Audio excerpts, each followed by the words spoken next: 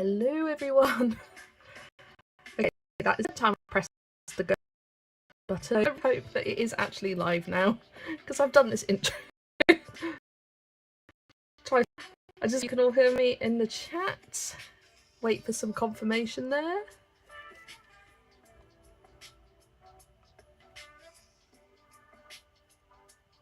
Refresh my YouTube page to see if it's there as well. I am live, yay! Yeah. Oh, that was getting a bit frustrating and scary. I was like, I kept pressing go live and it just wasn't going live. But hello everyone, thank you for joining me. Welcome into Ashley. Hi Sam, hi Yana, and hi Kaz and Catherine. Hello, hello. Your book didn't win. Ashley, I'm going to be colouring in all 3 books, so don't you worry. I will get to the book that you would like me to at some point this month.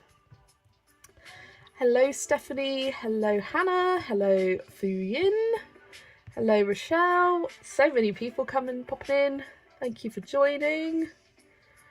Yeah, was running a little bit late with dinner and then it just didn't want to start the actual live.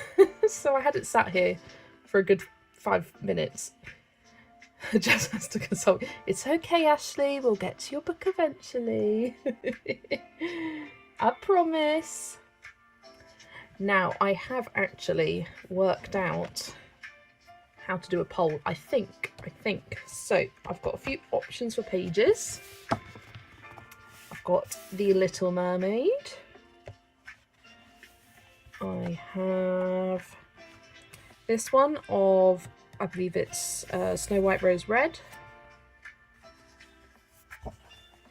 And I have this one of The Wizard of Oz. So I'm going to pop a poll.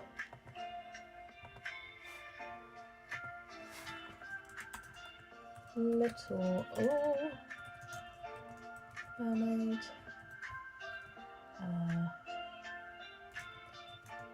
Bear. And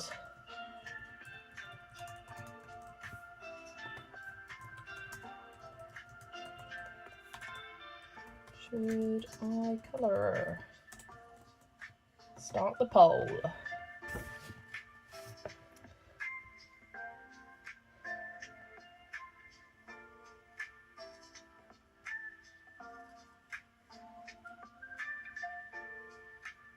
Hi Angela, thanks for joining. Got a vote for Mermaid, so we've got Wizard of Oz, the Bear one, or The Little Mermaid. Yes, so this book goes through, I will give you a quick flip as the poll is up. So it's Colours Make You Happy, and this is the second one in this series, so I call it Volume 2. So it goes through fairy tales, so we got Sleeping Beauty, Cinderella, Rapunzel. This one's more generic, just kind of pattern page. Some of them aren't specifically fairy tale themed. Love that one of the Evil Queen from Snow White, and this one's Snow White as well. I was tempted to pick this one, but it's a bit more complicated, and I thought, nah, let's pick a simpler one. Not sure what this one's meant to represent, but it looks like some sort of Japanese fairy tale. Little Mermaid, a lovely double page spread. We've got another kind of under the sea themed one. It's definitely not the Kirby version. This is super cute fairy tales in this one. Another Little Mermaid, one of the options. Thumbelina. This cute little bunny pattern. Not sure what these are meant to be, but it's kind of like a Valkyrie. I don't know if it's a specific fairy tale. Some Pegasuses. The cute rainbows and bubbles. This one looks like it might be... Oh, I can't think of the name. The one with the tin soldier, and the paper ballerina. That one. But this one's Snow White and Rose Red. Welcome in, Dawn. Thanks for joining. Alice in Wonderland. Not sure what that one is. So I love this one of all the different profiles of the animals. What? Red Riding Hood and the wolf. That's a cool page. The little matchstick girl. Wizard of Oz. Steadfast Tin Soldier, yeah, that's what I thought. Kind of ballerina themed one. And then it gets into some more kind of generic pages that aren't necessarily fairy tale specific. And then the last section is all horoscope and zodiac themed. Oh, welcome in, Zoe. She got absorbed in colouring curtains and your pelmet. So we have this one, which is kind of represented all of the zodiac signs, I think. Then you move into Aries, Taurus, Gemini, Cancer, Leo, Virgo,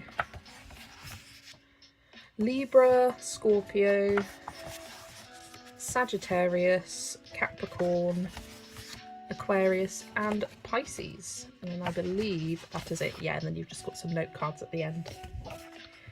So for those who have just joined, I do have a poll going on right now. Which page would you like to see me colour? Wizard of Oz,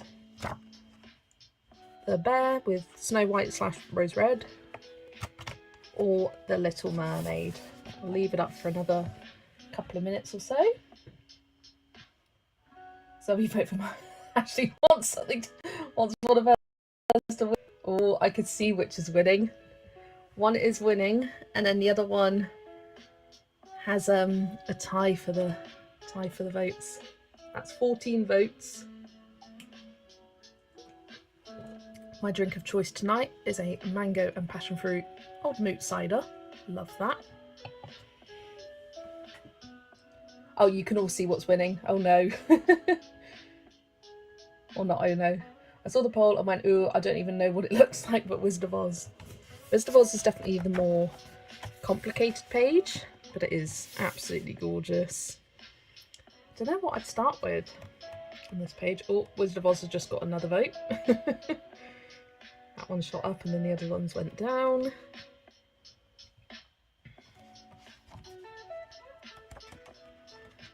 And then I thought this bear was really cute. I like the cherry tree in it as well. And then the Little Mermaid. This one's a bit more of a simpler page compared to the other two. Ashley's out of luck. It's the way of the polls. Tin Man, because you did lovely metal on the tin bath. Oh, thank you. I'm not sure what pencils I'm going to use. Right, I'm going to end the poll. And the winner is Wizard of Oz with 55% of the votes. So over half of you. Hello Audrey, welcome in. Thanks for joining. You love the dolphins are on the other side of the Little Mermaid page. Yeah, there's some really cute under the sea themed ones here. I did a quick flip of the book at the start of the stream. Oh, that double page spread is stunning. Right, but we are going to colour this one. Now I will show you, I have coloured a page in the other Miki Takei book. It is this one with the yellow colour, and I call it Volume 3.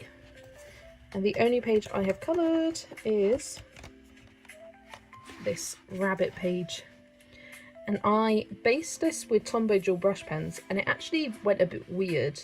There's some coating on the edge of the page, so it kind of bled through the tiniest bit around the very edge of the page here, but the middle of it was fine. And then I used Prismacolors for the rest of the page and it turned out really nicely. But I feel like I should test something else out. Not sure what. Been using Black Widows a lot. Got my faithful polychromos. I'm kind of feeling the Black Widows again. I feel like I'm always using them at the moment, but there's lots of colours. There's lots of colours, lots of choices to have with the colour palette, and I think it goes quite well. You might get out to colour. I'm scared I might actually finish a page. Why are you scared you might finish a page? You remember me doing that? Yellow Brick Road might be a good place to start. Yeah, that's what I was thinking of, starting with the Yellow Brick Road and then maybe the poppy fields. Not sure how I'm going to approach this border here. That is a good thing. What am I going to do for that? I have no idea. I could leave it white and then just colour these little elements in as if it's like a white lace border. I feel like that could be cute. Yeah, you can do it, Ashley. Finish a page and then you can upload it to Insta for us all to look at. Yeah. I wish I could carry on, Zoe, but the light is gone from my room and I find it hard on my eyes using my daylight bulb. Oh. I have to colour all throughout the day. Catherine's looking through the 3 Lom art books. All the which 3? The ones by Stratton Peterson. You finished a couple of pages today, so my eyes need a rest too. Hello, Yolanda. Welcome in. Thanks for joining. We have chosen to colour this one. And hi, Nessa. Thank you. Thanks for joining. Zoe's colouring on the couch by the window. Oh, I tell you what, today it's definitely feeling like the past sort of week or so, it's definitely feeling like summer is ending, even though we're still in summer with August, but the days are definitely getting shorter. The sun is setting earlier and I don't like it. I like daylight. I like British summertime. I like my sunshine. Oh, you're looking at the one by Anna Jaren, the Goddesses one. I have that one. It is beautiful and I haven't coloured in it. So if you do get it, we should do a buddy, Catherine. That'd be good. Stephanie's working on a background for the snake page in Seasons. Ooh, that's cool. You said you were feeling autumnal, didn't I? Yeah, it was this morning. I got up for work and I left at 7:15. And oh, it was cold. Like, I actually felt cold leaving work and I haven't felt cold since probably April, May. Yeah. You have to get out of bed if you're going to colour. The sun never stops, I'll share with you. Yeah, it's gotten colder here, but it's meant to be heating up again next week, so I'm sure we'll all be complaining again. August 12th to 13th will be the peak time to see the Perseids meteors. I saw them years ago in Colorado where there was no light pollution. Amazing. Cool. And Stratton Peterson, Mystic Animals and Language of Flowers. Both amazing books. You can't go wrong with either of them. You just got the new Stratton Peterson book. Hashtag just maybe buy it. Do you want me to show it on stream to see if anyone else wants to buy it?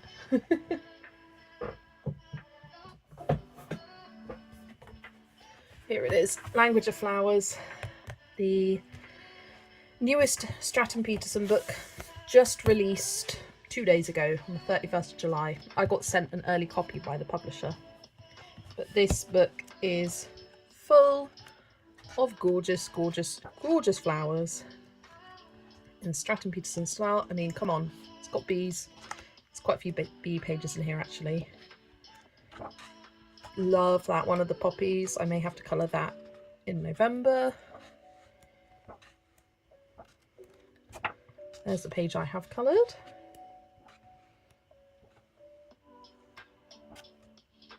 Yeah, it is an absolutely gorgeous book. Really love Stratton Peterson's work. Very underrated artist. I'm trying to get her name out a bit more. Hashtag just maybe buy it, lol. I got it in the post today. Love that, Catherine. Another potential buddy colour. It's 42 degrees for Ashley. Whew, feels like a blow dry outside. I can imagine it does. 42. I kind of can't imagine that. That is crazy. MG, I died when I saw you got the Kirby. Yeah, that was really exciting. I need to pick a page to colour in it as well. That is Language of Flowers. Amazing book.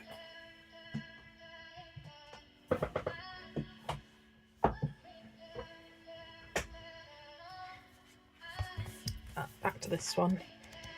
I need to get a bit of scrap paper. Okay.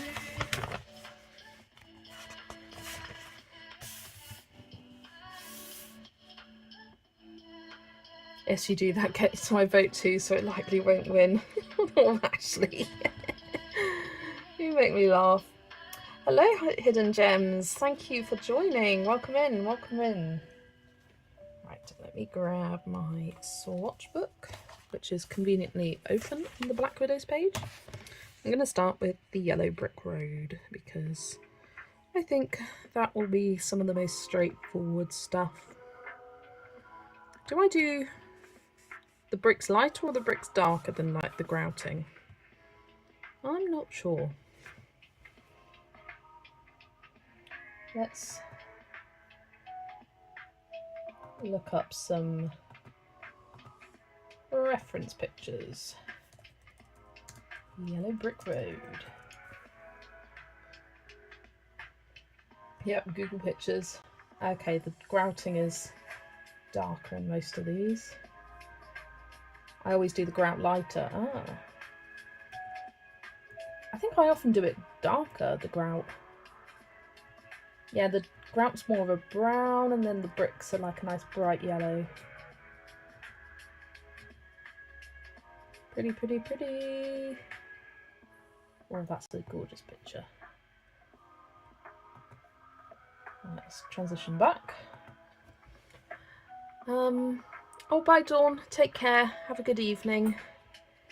Right, what colours for the Yellow Brick Road? Gotta love the reference pictures for this very reason. Lol. Yeah, love the reference pictures. I have a bit of scrap paper that I could do some swatching on. Oh, let's get my reference pictures back up actually, so I can find some good colours. What's a good one? I like this one. Follow the Yellow Brick Road. Exactly. Right. Let's see. I use mustard a lot, but it's good. Serpent's pretty nice. You can't see it. The screen's covering it. I'm thinking Serpent and mustard. Oh, I haven't put my Black Widows away. I just finished a page using Black Widows, so some of them are scattered. I say scattered, they're neatly in some little cubbies I've got next to me here. Serpent and mustard, and then maybe like a bit of gold.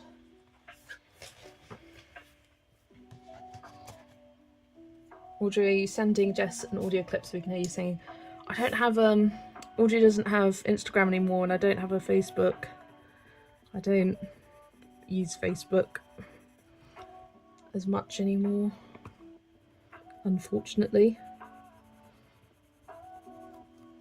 Oh, you can't even see what I'm doing. I'm gonna transition back, but keep it up for myself. And then gold. I think that's a good combo for the bricks. And then it's just the grout. Some kind of yellowy toned brown here. Yeah, I'm not even going to try my Scottish accent.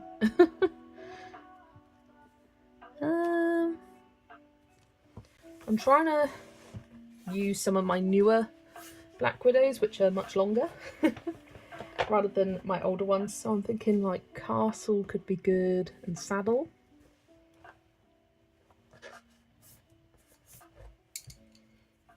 Oh, grout. Yeah, it's a bit dark. That's a bit dark. Be right back. Need to turn off sprinkler. No problem, Iana. Oh, I think that could work.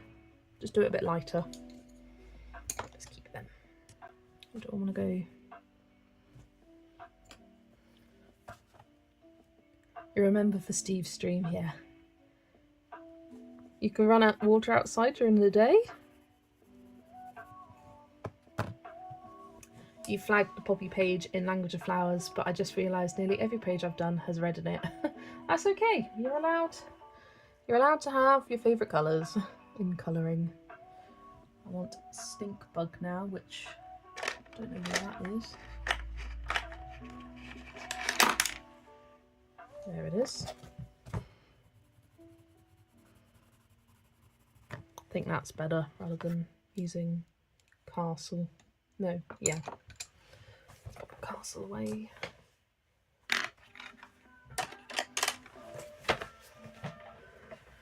I find though, when I used to actually post on Instagram my completed pages, I would find that certain months I would have like certain colours that I was particularly drawn to. Like, say in October I've got loads of purple pictures, or January I've got loads of blue pictures. Like, there's colours that would sort of go through my Instagram feed. Or like, I'd use lots of yellow one month. You're just, depending on the time of year, it means you're drawn to different colours, I think.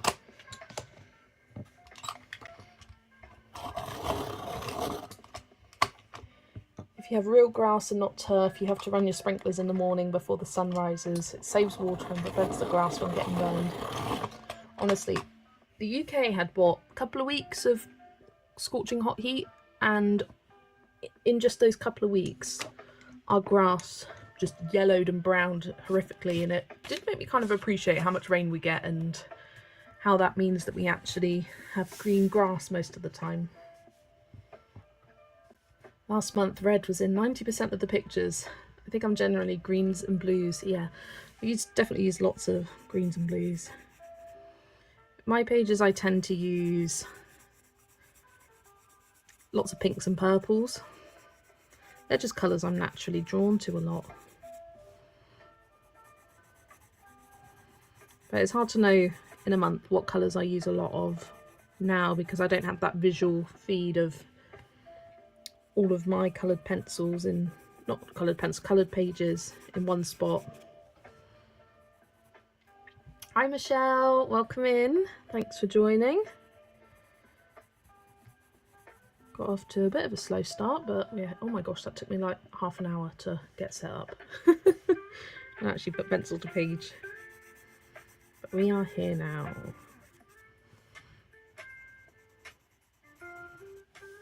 I would be happy if we finish this stream and all the yellow brick roads are done and the fields. That is quite ambitious. I'm now looking at it. There's a lot of bricks and a lot of fields. But they're allowed goals. I do fear I might be sick of the sight of yellow by the end of this page. But we've got a nice group of the characters there, which will be lots of fun when we get to that.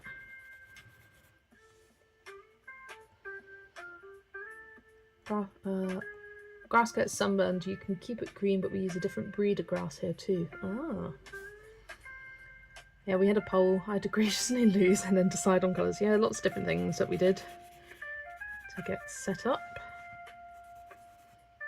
I just did beautiful sunflowers, lol. Oh yeah, I did do a page with lots of yellow in, that is true. And I've got a few sunflower pages planned for this month as well. So I may be sick to the sight of sunflowers by the end of August. I just felt in the sunflower mood. You are very drawn to pinks, purples and greens, so sometimes I try to challenge myself to use another colour. Yeah, I do the same with my flowers. Like, I almost always do pink and purple flowers, and then sometimes I'll be like, okay, let's do something different. Let's look up a colour palette, let's find something else. But then every now and then I will just let myself use my favourites.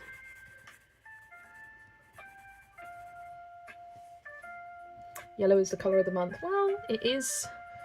I do associate the colour yellow with August. Like, if I had to assign a colour to all the months, yellow would be August's colour.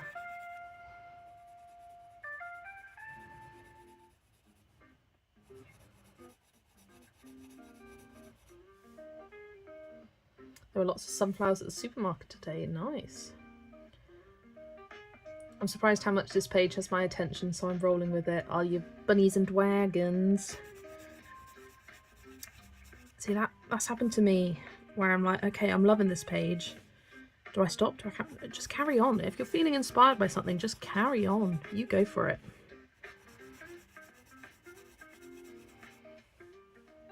I was thinking about trying to do a page with yellow flowers this month. Nice. I can recommend sunflowers.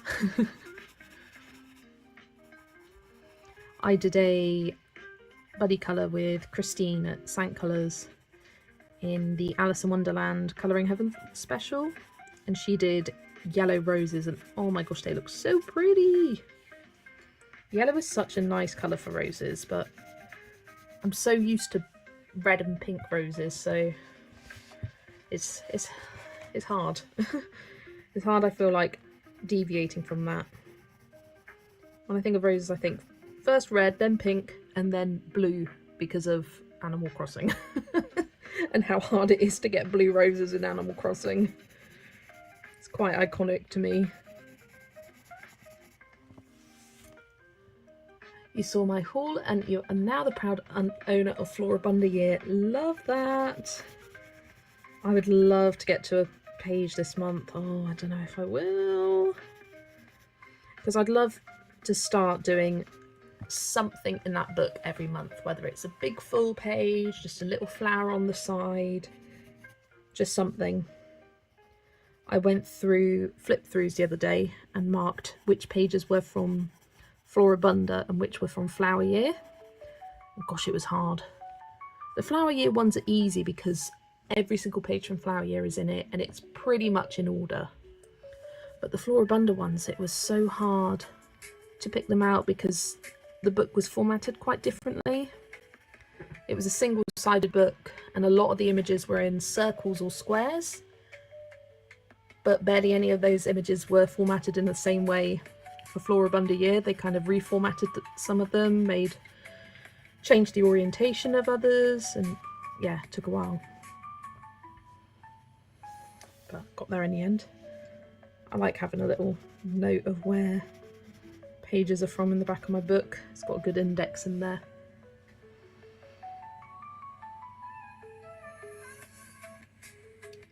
You saw her yellow roses and that's what inspired me a lot. Oh, it looked so good with the black background, didn't it? Really popped well. Yeah, I went a bit boring and basic and went for pink. But it did go with my colour palette. Yes, the blue roses. So difficult to get blue roses on your island. For those of you who don't know, on Animal Crossing they have flower breeding. And if you water certain flowers next to each other, they'll produce a different coloured one. A lot of things make sense, like a red and a white flower will make a pink flower, a red and a yellow flower will make an orange flower. But then the blue, gosh, it was, you had to breed 2 red flowers and take that hybrid and then breed it with a different hybrid. It was all these hybrids on hybrids. It was like near impossible to do without loads of people coming to your island and watering flowers for you, because that boosted the breeding.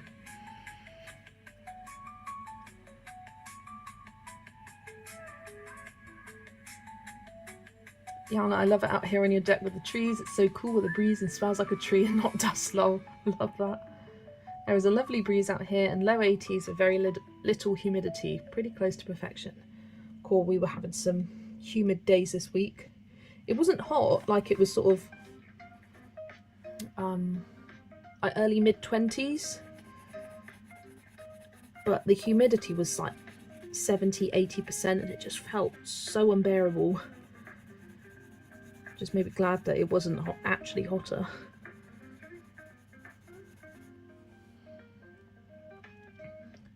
They look like they would take a long time. I may just start a page knowing that I will chip away at it. Nothing wrong with that. Keep a note of your colours. I started a page earlier in Zoe's stream, knowing that it's going to be a page that I chip away at. In fact, let me grab it and show you all. Where did I put it? Here. So I am following vaguely the colouring tutorial by Karen at My Colourful Country Life, and it is this page, and I love how this flower turned out. I tried my best to kind of copy hers. It's definitely my own style though, and it's not as light as hers, but I really do love how it turned out. But look at all the colours. This isn't even all of them. I was writing them down. There's a purple combo, a blue combo. This had a bunch more colours. Other ones had more colours to it, and I just went, I can't be dealing with that. So I think I'm going to take elements from my colour along that are the same, because it's good to challenge yourself with different colour combos, but I can't be doing. It was this selection of colours from poppy red to espresso here that were all used on this tiny petal. I was just like, I can't. It looks amazing, it looks beautiful, but I can't be spending hours doing a page like that. This took me probably an hour, hour and a half, maybe even 2, just to do the petals. Do love how it turned out, and I'm looking forward to chipping away at this throughout the month. I've got a bunch of the pencils noted down here.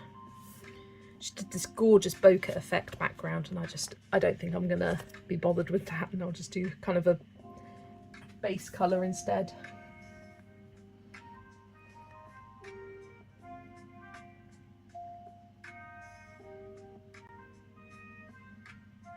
Travelling to your friends' islands every day and watering their flowers, most wholesome game ever. Yeah, I made some little Animal Crossing friends, joined little groups where we'd all go to each other's islands every day, just water their flowers. It was great. Last week it was like we were on Mars. Bleh. Yeah, definitely bleh, bleh, bleh, bleh. Now the 500 colours in the flower makes sense, yeah.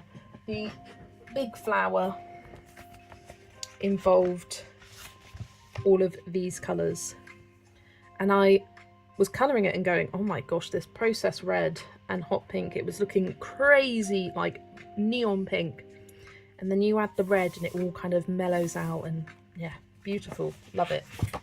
Really proud of it as well.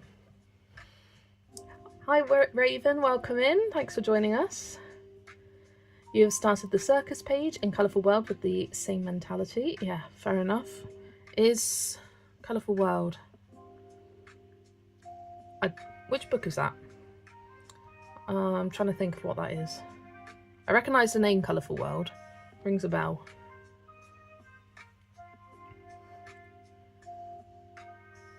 I once asked her if we could come and visit her for a month. She said, sure, we have 500 acres. Oh my gosh, yeah, she does have a lot of land, doesn't she? She means it when she's My Colourful Country Life. She is in the country. Hi Millie, welcome in. Pencil in hand, lol, yeah. Hello to everyone who has just joined us. We are colouring this page today. Oh, what mustard.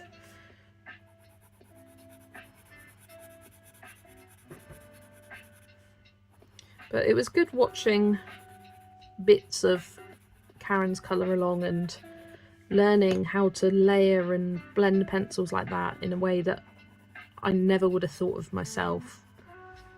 Like, my idea of blending is picking 3 colours that are similar to each other and just doing a straight blend rather than adding different colours and tones and shades to it and building it. It was definitely a different process for me. What's that on pencil? It's the one I'm buddying. That's what I remember it. Colourful World, yeah, that's the brand at the top, isn't it? The Small World Colouring, that's it. Yeah, those pages are definitely detailed. I need to pick that book up again as well. Colour a bit more of that Fairy Kingdom page. Seems like the fairy tale books are quite popular with illustrators. Yeah, I think fairy tales will always be a popular theme because it's things people recognise, reminds them of childhood, cute pages. Often it's like Disney inspired, which lots of people like. I love fairy tale images. An illustrator creates a fairy tale book and I'm right there. And I've got such a nice wide variety of fairy tale books. I've got this one, I've got Maria Troll, Kirby Rosanes, Cute and Cozy one. What else have I got? Oh, Aries, Emily Liedel Oberg. Who else has done a oh, the Tokameku series. It's done a fairy tales one. Yeah, love fairy tales. One of my favourite colouring book themes. I also love colouring zodiac pages, which is why this book especially appealed to me, because it's got fairy tales and zodiacs. I think I'm done for the day on my page. Might colour some more tomorrow when you come, as well as some of our Luna Buddy. Lovely stuff. Yeah, I don't know what else I'll bring to yours tomorrow, Zoe. I'll bring Luna. Might bring something else. And maybe a colour by number that I can do whilst watching the film. It's a good idea. Like, just bring the black paint pen, do some outlining. Oh, bye Rochelle, take care. Thanks for joining me on the stream. It was lovely to see you. I look forward to watching one of your new videos coming up soon. If you don't know, Chaluna has, or Rochelle is her name, she has a channel, same name as her, Chaluna Crafts. And she just uploaded one the other day of her colouring book collection. So definitely check her out if you haven't already. You think also with fairy tales you don't necessarily need to think of completely new colours, exactly. And on the other hand, you can be creative and do different colours if you want to. Oh, I've got the Selena Fenwick ones as well by Colouring Heaven. I've got the cutesy style fairy tales and then the more realistic style fairy tales. Love them. Like, you've got those familiar colour palettes, but you can also go crazy. You can do Cinderella with a green dress. Because at the end of the day, it's just a character. And we're so used to the Disney version of a lot of these characters that we forget that teams exist. So I do like it when people do them in different colours. I say this as someone who very regularly does fairy tale characters in the same colours as Disney, because I love it. And that's what I love. I do think I need to change it up at some point, maybe one day. I don't know how you can colour and watch a film. I mean, I can if I've seen it before, but I need to watch it with my eyes the first time, lol. I don't know, I'll have periods where I'm doing a little bit and then I'll look up, do a little bit and look up. I can pay attention with the listening as well as the watching, I don't know. I say I'll bring the colour by number to colour whilst watching the film. I may do it, I may not. But at least it's there.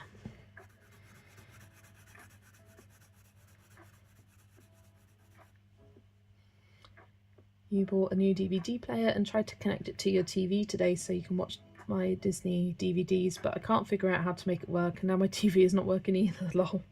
Oh dear. Did you use a HDMI cable? Because that's the only thing I can think of to get it connected.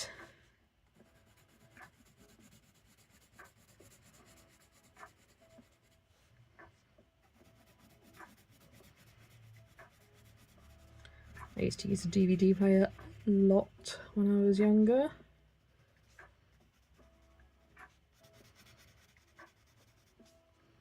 And my dad would burn DVDs that we had so I could take them away with me and watch them. We just did it to share with family, like nothing crazy, but it was always funny seeing the adverts for you wouldn't steal a car, you wouldn't pirate a DVD, and being like, this is a pirated DVD. Just made me chuckle.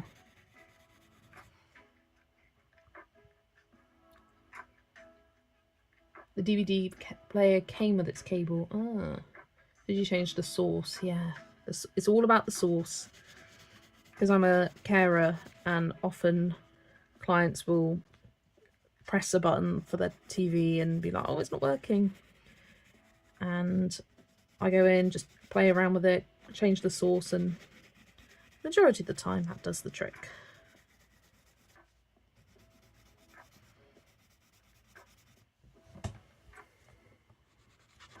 Ah, I've coloured over the lines. Oh gosh, there's another colour on this rubber. Now it's got on there. I think it was a bit of Prismacolor, which Prismas do not rub out very well. Honestly, the number of emergency sirens I've heard today, there must be a lot of accidents. Ooh. Yeah. Hope things are okay.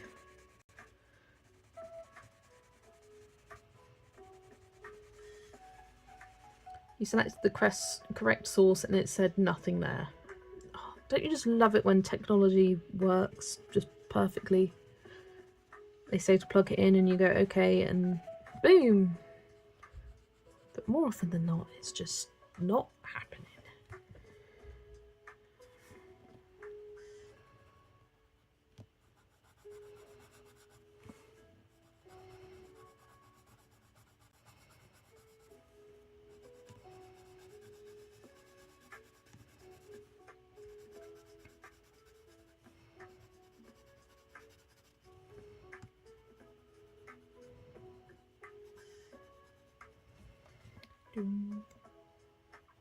Tell you what, these bricks are going a lot quicker than I thought they might have. Right, got a good chunk of the page done there.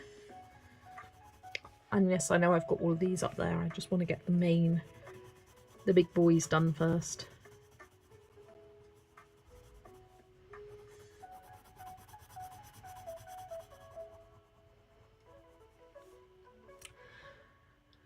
Oh, I think I need to put my glasses on. I'm struggling to read tonight. Oh, they're a bit smeary. May I ask opinions on Artex pencils? Just got some. Not convinced I like them. I could be wrong. I mean, everyone's pencil preferences, like everyone uses pencils differently or slightly differently. What works for one person may not work for another. I use my Artex pencils the same way I do all my pencils. I just blend and colour, and I can't explain it.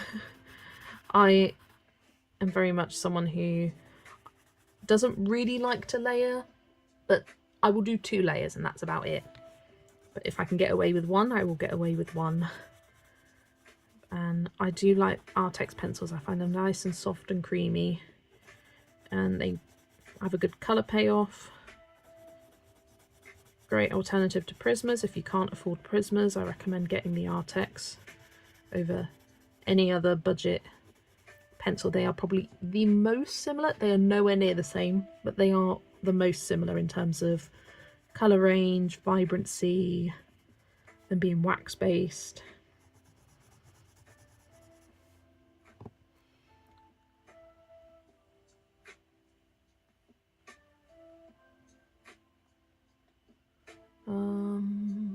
Oh, I've missed a bit. I feel like a few years ago you could just buy something, plug it in, and it would just instantly work. Yeah, I feel like there's so many different options on a telly now. It makes it hard. It doesn't look as bright as it usually is. I haven't changed any settings. Your light, I mean, Zoe is correct. Yeah, everything's the same.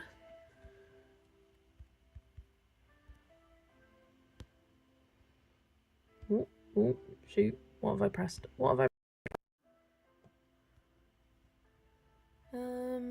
Just checking the settings on my thing. Yeah, that's all normal. Let me see if I can change it on this. Ugh. I will see if I can tweak things.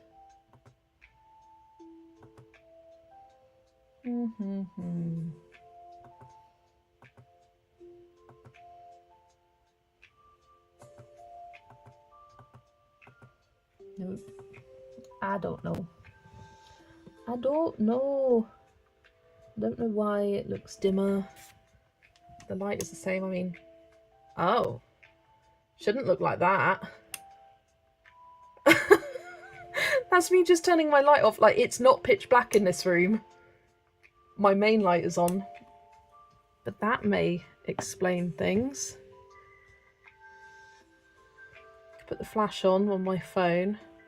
Why is it like that? Let's try. Oh.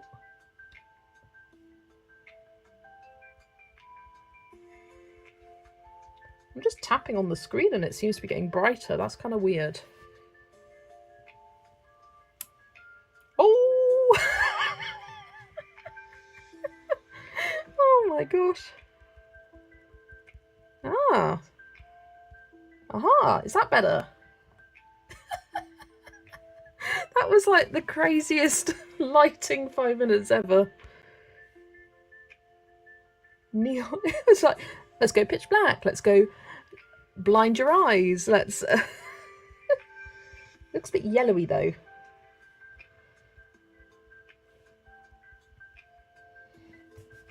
But is that better?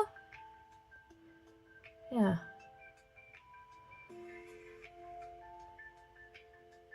Yeah, I thought it seemed a bit yellow.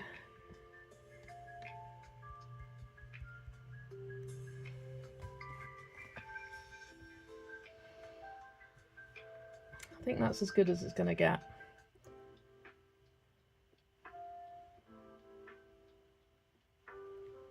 Right, let's go back to the other comments. You find that some pencils work great on certain papers over another. That's true as well. It depends on what paper and books you tried the pencils on. Like, I love my polychromos, but they do not work on all papers. There are some papers that they are awful on. And I'll hold that up, hold my hands up with that. As a polychromos lover, Prismas are definitely the more versatile of the premium 2 sets, in the fact that you can use Prismas pretty much everywhere. I'm just not as good or as comfortable with using the Prismas. But the Artex I find work on quite a lot of paper. They work well on like toothier textured paper. Yana lives layering, new t-shirt motto. But they may think you mean layering as in clothes. You live for layering and they'd be like, where's your layers? What paper were you trying them on, Nessa, if you didn't like them on the paper? Prismas work best on the bunnies, or the bunches, the bunnies and wagons. You love the Artex, but everyone feels different. Maybe swatch so you can get a feel of them better more. The other t-shirt would be I live to smoosh. That could be taken in the wrong direction as well. A bit, you might be asking for some advances that you don't necessarily want. You live to smoosh.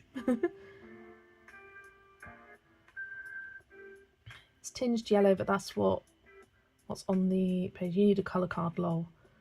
Yeah, and it was all yellow.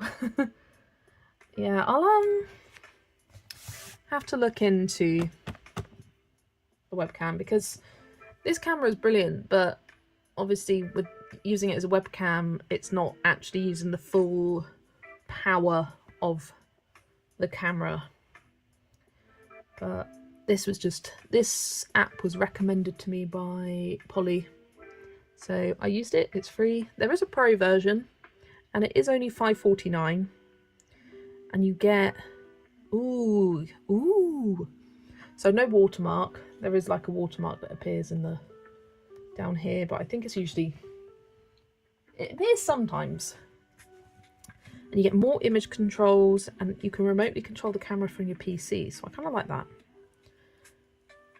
I'll just do another test with just your phone and see what happens. Yeah. Well, using my phone to stream from, like, directly from YouTube was terrible. And I may need to just look at a different webcam app and see that. Hannah is obsessed with white chocolate Maltesers. You're making me want white chocolate Maltesers. Yeah, some papers with Prismas, it's like adding squishy lipstick, eek. On the swatch decks. Yeah, that's kind of what I don't like about Prism. I don't like the sticky kind of quality they have.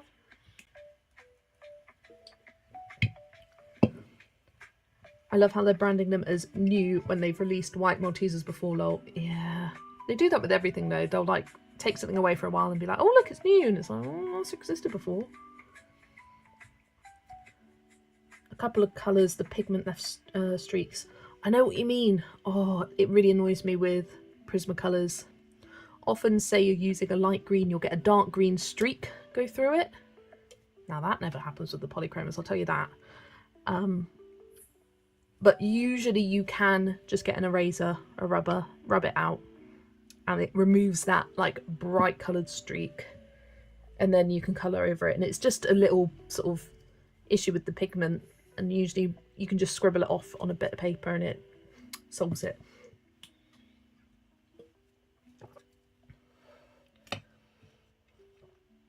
Can I have some generic Maltesers, please?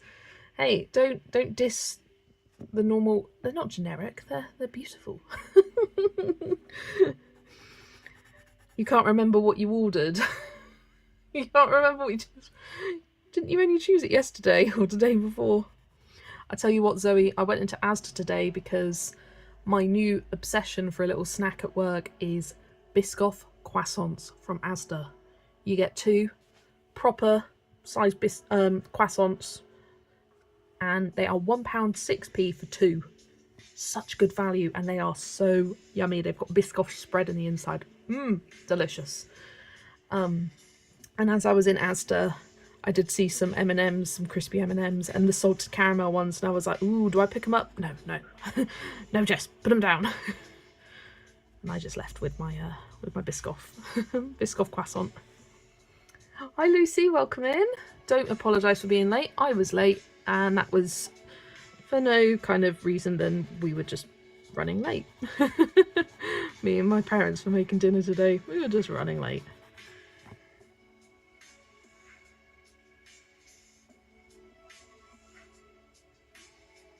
I got spoiled by my luminance and Dermot drawing. Oh, I would love the luminance pencils.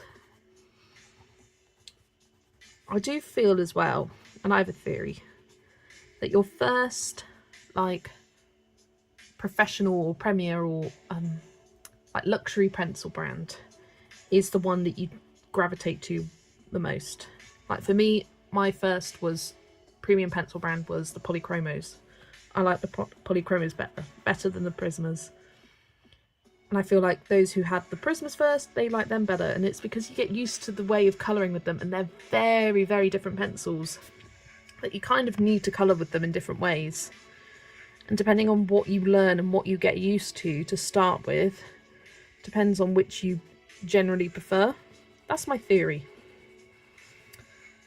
A colouring theory. Anyone who watches movie theory, game theory, all the theories. Bit of a random YouTube reference then. I was tempted to eat my treat tonight and get another tomorrow. Zoe, who's telling you you can't do that?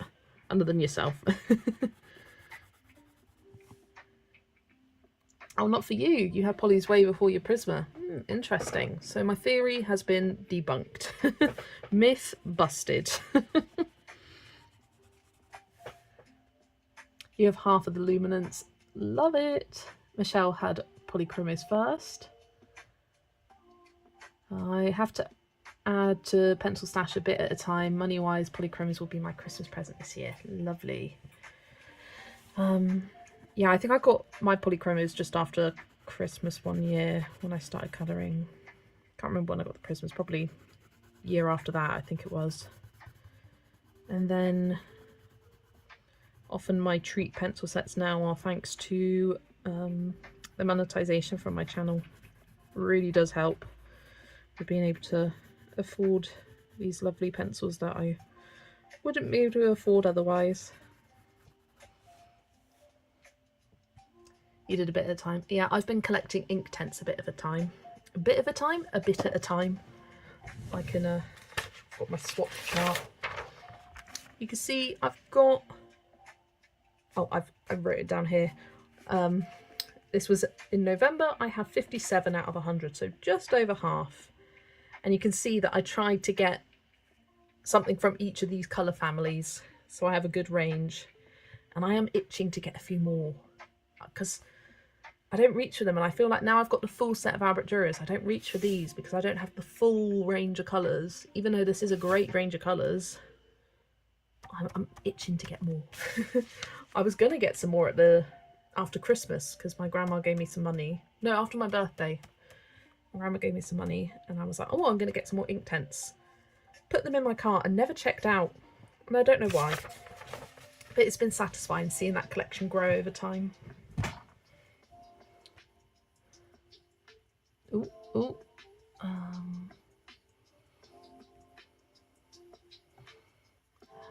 My Caran d'Ache Super Colours are now 35 years old, older than me. I love the Holbein Fest though. Yeah, I think I'd enjoy Holbeins. Holbeins and Luminance. Yeah, the price for Holbeins is insane. Sometimes I'll just go look on Amazon, how much are the Holbeins? And be like, nope, don't look at them. Zoe's excited to buy a few more Lumies on Monday. Yeek! Have you written a list? Or have you got a list of the ones you do have? Basically, I like lists. The only thing, so Zoe and I are going to Oxford to go shopping on Monday. And Steve as well. Steve is joining us. We couldn't leave Steve behind. He would have cried. And we're, like, the main goal is to go to kind of like art supply shopping. And there's like colouring book stores and all sorts of great shops in Oxford. It looks really lovely. I've never been shopping to Oxford. I've never even been to Oxford before. So I'm really looking forward to it. So I'm thinking, what kind of stuff do I want to be looking for? I just recently bought a few more open stock polychromos, so I don't need any of them. And they tend to be more expensive in shops rather than online anyway. I do want to get a couple of paintbrushes. That is the only thing that that's what I want to look for. And some fine liners. Zoe, remember fine liners. Usually if I say something out loud, I'll actually remember it. But paintbrushes and fine liners are the things I'm shopping for. You know, really interesting stuff. But yeah, we're looking forward to going shopping. Ooh, Catherine, you got them unopened but secondhand. Oh, what an absolute steal. I love deals like that. I never seem to be lucky with those, but that's a good deal, I'm sure. Audrey gave her Prismas to Zoe, didn't like them, don't have polys. And fair enough. And I know Zoe will appreciate those Prismas. I keep looking at the open stock Prisma seller, and I check every couple of days to see what pencils are in stock, because I've got a list of Prismas that I need. Especially I need apple green, because let me grab it. I know I have it here. Nope, that's not it. I think it might have got lost in the back. Is that it? Nope. Well, apple green's about this big. It is almost at little stubby level. But I'm waiting because there's a few pencils in the out of stock list that I really do want and need to replace my others, and I just keep checking back because things go in and out of stock all the time on that site. So I'm just waiting for the day when everything I need is in stock. I may need to just email him and ask to put my order aside until certain pencils come back in stock, just to see if that's even possible and if he would do that for me. You have Albert Durers on your list, Lucy? Yeah, they are great. They are great. Inktense was last year's Christmas, was so exciting to get. Yeah, they are amazing. And the Inktense are very different to any other pencil sets. And like having the Albert Durers, they perform differently as well. And it's been nice having the two sets. And the Inktense have quite a unique range of colours as well, which is always nice. Michelle got your Prismas colours about a year later, but you used to work extra shifts till I could afford to buy it, lol. And fair enough, you work for your pencils. You earned those pencils, and it would have been so satisfying to get them, to actually to get them and know that you worked hard for them. You did, Audrey. Forever grateful, and you can see how much I use and love them. You only just got Prismas though. How do you like the Prismas, Catherine, as someone who's only just got them, and with all your other amazing pencil sets you've got? Zoe is going to write a list. Write your list. Oh, I lost where I was. I'm afraid to try Holbeins because they are so expensive. I'm afraid I'll fall in love with them. Yeah, I know what you mean. For me, it's the pastel set. Ooh, they're so pretty and have such unique colours to them. And from what I've heard about Holbeins, I can just sense that I'd love them. I'm not very fussy, to be honest, when it comes to pencils, as long as it puts down a nice layer of pigment, doesn't require too much effort to blend, then I love them. Welcome in, Girl on Fire, welcome in. You only have 4 Inktense, 2 blues, 2 greens. You know what, those are good colours to start with Inktense, blues and greens. That's what I'd recommend. Broad Canvas is a lovely small store, smallish but lovely. Can you get Stabilo 0.88? Love those fine liners. Yes, we do get those. The ones I use are the Pigma Microns. These are great because you can draw lines with them and alcohol markers don't bleed. But mine have kind of flattened out so much that you've got to use them almost at a 90-degree angle. But I also really love the PN. That's what I use to write down things in my journal and stuff like that, and the dates on my pages, and that one's got them really flat at the end. That's the only thing I find about fine liners, how they flatten no matter how you use it. And I like my Staedtler 0.05. I did get the Unipin 0.05, but I don't like it as much. The nib is kind of scratchy. It doesn't lay down the ink as nicely as this one does, and this one's really old and it still works. So it would be interesting getting another one of them. There is an art centre in London, can't remember his exact name, but I'm itching to go. Oh, I'd love to do a London trip. I haven't been to London for ages, and actually explore London. Last time I went was to do an interview, so it was literally just for a day, less than that. Wish you lived next door. I have extra apple green. I will take all the apple greens, please. I don't know why, it's just the pencil the green I always gravitate to in the Prismas, because I don't really like many of the greens, but it's a good green. You got a full set of Pablos by Caran d'Ache for under £100 because the shop was closing. They were unopened in perfect condition. That is a steal. I was also looking at the Pablos because I know people got Pablos to supplement polychromos, and by people I mean Shell. At Shell's colouring journey. You got the 150 Prismas, and last week you got the Brute Fina Macarons 72 set, and I've 2 or 3 of the Black Widow sets, and yesterday at the thrift store I got the Lyra Rembrandt set, brand new for $7. What a steal. Love that.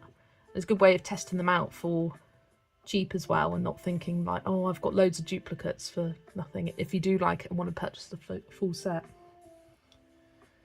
Neocolor 2s were my other bargain. A lady local to me had her used set a little bit, but they were almost unused. 3 colours blunted.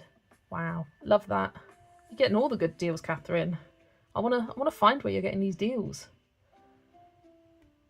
Oh, my scroll decided to stop working. It would be great if we all lived close together. Colouring parties. Oh, wouldn't that be so fun? Just having like colouring meetups. That'd be so good. You like the Prismas on some papers, but I'm adjusting my techniques a bit. Yeah, I find the same, Catherine. Weirdly, my favourite paper to use the Prismas on is Amazon paper. I just really love how they layer on top of alcohol marker base. I think they just look good. I think because they're so pigmented and creamy, it just works well. Sometimes people don't realise how many layers of Prismas can be done. Chris Chen uses 7 to 8 layers, and I've learned so much watching her videos. Yeah, I didn't realise how many layers you could do for Prismas until I did that flower today, and I was like, I'm putting so many layers on this. And I kept layering up and up, and I thought, okay, now I've burnished the page. Nope, kept going. Now I've burnished it. Nope, keep going. You use your extra summer school money, proctoring money, and Christmas money to buy pencils, so I have too many. Pencils have been something I've been kind of... I don't want to get too many. And like the Chromaflows, for example, recently were on sale. And I said when they were next on sale I was going to get them. But I've decided to wait because I've just finished the full set of Black Widows. Just got the full set of Albrecht Dürers.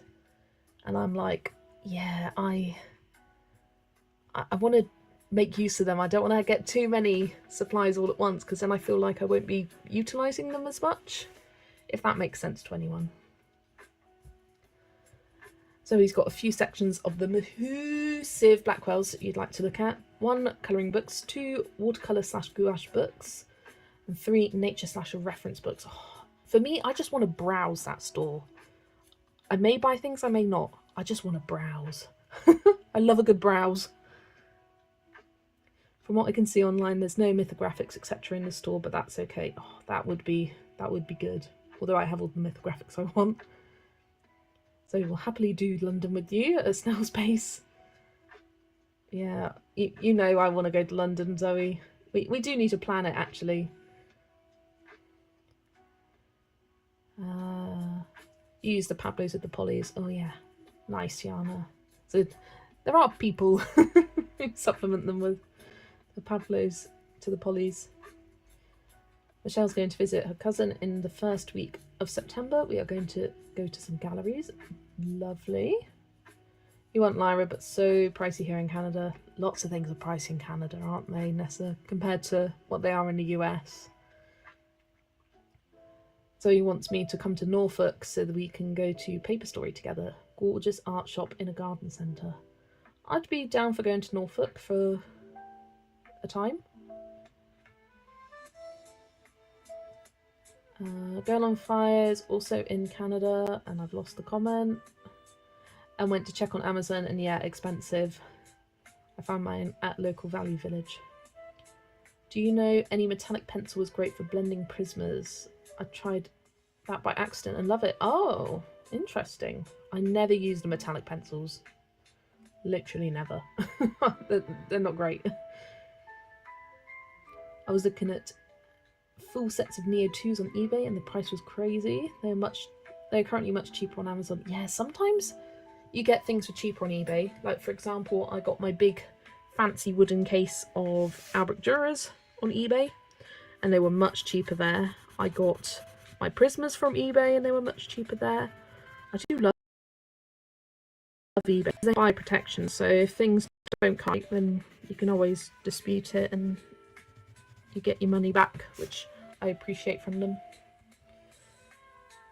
Stephanie loves her 150 chroma flows. Nessa loves colour softs too. I had Amazon points and the Neo 2s were on sale, so I got the big set for 125. Scored and great buy. Love that. I still have my 3 blue Neo 2s that I haven't used yet. We just need to make sure Steve is fed and watered or we'll have a hangry man on our hands. We can always leave him in a cafe somewhere and go, here's some crisps and a bottle of pop, as my dad used to say. Leave him in the car. I'll roll the windows down for him. I decided to wait on the Chromaflow too. My mum got me the 72 set last Christmas, so have decided to just use them for now. Fair enough. Fair enough. We don't get Amazon points, Yana. Yeah, we don't. The only thing I get Amazon points on is Amazon Japan. And yeah, it doesn't equate to much, but it would be great if we had Amazon points in the UK. The UK has like barely any good Amazon deals. Like I know Amazon US used to do a buy one get one free or a buy two get one free. It was buy something get one free on books, and they would have those sales quite often. And the best sale we have is buy 4 books and you get 5% off, which is like £2. But I always get suckered into it. If I've got 2 books in my cart that's the buy 4 get 5% off, I'm like, ooh, let's get 2 more. Let's get 2 more things and get that little bit of money off. All about the little bit of money off. Some things are cheaper in America, but I can't believe how expensive food shopping is over there. Yeah, like meat is really expensive, and veg is so expensive in America. It's 3 hours 21 minutes from mine. That's Norfolk. Cambridge is on the way, so could have a layover there one night. Cambridge is lovely for shopping too. Yeah, that's a fun idea. Do like a couple of days trip away. I always use PayPal. Yeah, I always use PayPal on eBay or Vinted or anything that could go wrong, sort of thing that's not as trusted. I always use PayPal because they have their money back guarantee and the buyer's protection and all that. So he's saving up Amazon Japan points. I think I might have enough saved up to get an Eerie postcard book, which are like £5. They're really cheap, but I'm looking to get them on my next Amazon Japan haul. But yeah, I'm caught up with the comments now. That took me a while. Last stream was a bit quieter, so I was able to do a lot of colouring. At the end I thought it was very quiet, and it turns out my chat had just frozen, or it wasn't loading properly. And I had loads to catch up on. We just get passionate as a colouring community when we're talking about pencils and supplies and fun things like that. So it's great going on tangents like that. I absolutely love it. Vegetables are expensive and often not the best quality. Yeah, I think that's why aren't farmers markets quite a popular thing in America for people to go to, whereas for us it would just be veg but crazy more expensive and just not worth it, because our veg is pretty good, pretty nice. No complaints about our veg here. Actually, that's a lie. I do sometimes have complaints, but majority of the time it's okay. Yeah, you can't do it in one day, hee hee. It's over my side of the country. Yeah, I forget how far things are. Like, I know Norfolk is all over on the east, but it seems like it should be closer. But I should know it isn't, because I used to drive to Essex quite a lot, and that was 3 hours. That was a horrible drive. It's getting on the M4 and being like, stay here for 75 miles, and I just wanted to die. I don't like long drives. 2 hours is like my cap, where I get to, after 2 hours, I'm like, right, I've had enough. I'm getting a bit angsty in the car now. I don't want to do it anymore. So yeah, having a stop at Cambridge could be a good idea. Right, trying to make sure I get all these bricks. These are teeny tiny up here.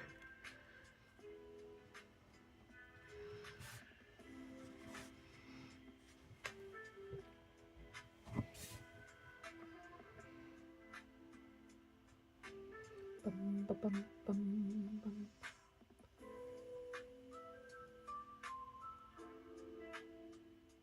You know what I just said about my chat freezing, and it just froze then. You know what, I should get up. I've got another tab for it, which is better than this one that I've got on here. I got the Erie postcard that has the building on the cover. I'm colouring it using the lighter pencils. Ooh, is that the building on the cover? One of them has 2 of the same postcard, one of them doesn't. Is that the one with 2 of the same, or the one that doesn't? That's the way I kind of think of it in my head. You prefer to go to farmers markets. Imagine it of winning the lotto. Others buy fancy cars and posh shoes. No. Us, no, we want art supplies. Yes. And I'm like, fun storage, pretty decorations in my art space. I would love to do a long colouring weekend in London with you all. I could just take the train. Yeah, that would be fun to organise. I don't know how we'd organise it or where we would go to colour in London, but that would be such a good idea, such a fun idea. Because they do direct trains from Amsterdam to London. It's quite a common one to go from King's Cross St Pancras.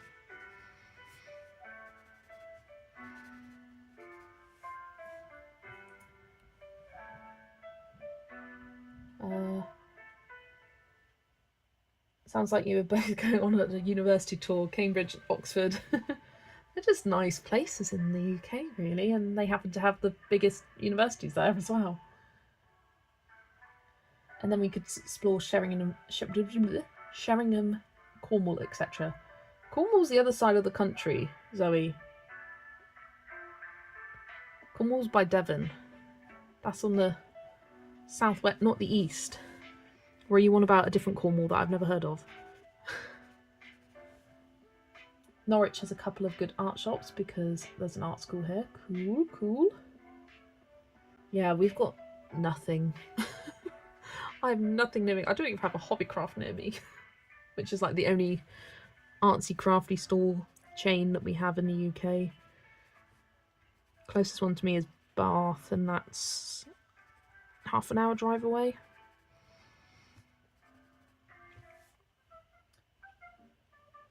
Cambridge isn't far from my old home, Rihanna.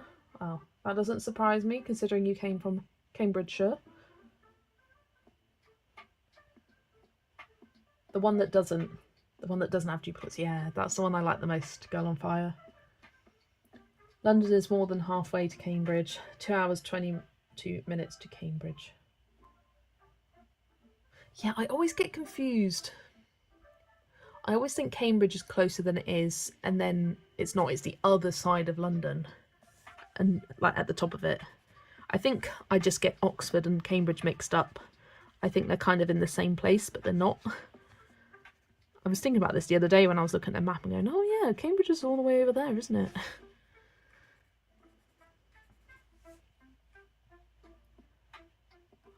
It was meant to say Cromer, it autocorrected her. I was going to say, I know you know where Cornwall is. Like, as Brits know where Cornwall is. I was like, are you okay, Zoe? What's this other Cornwall I've never heard of? Arts, flies, books, symphony, dolls, haha, and a big house to put all that stuff in. Yeah, absolutely. That would be the dream. For Zoe, it would obviously include lots of Lego as well. Imagine all the Lego you could get if you won the lottery, Zoe.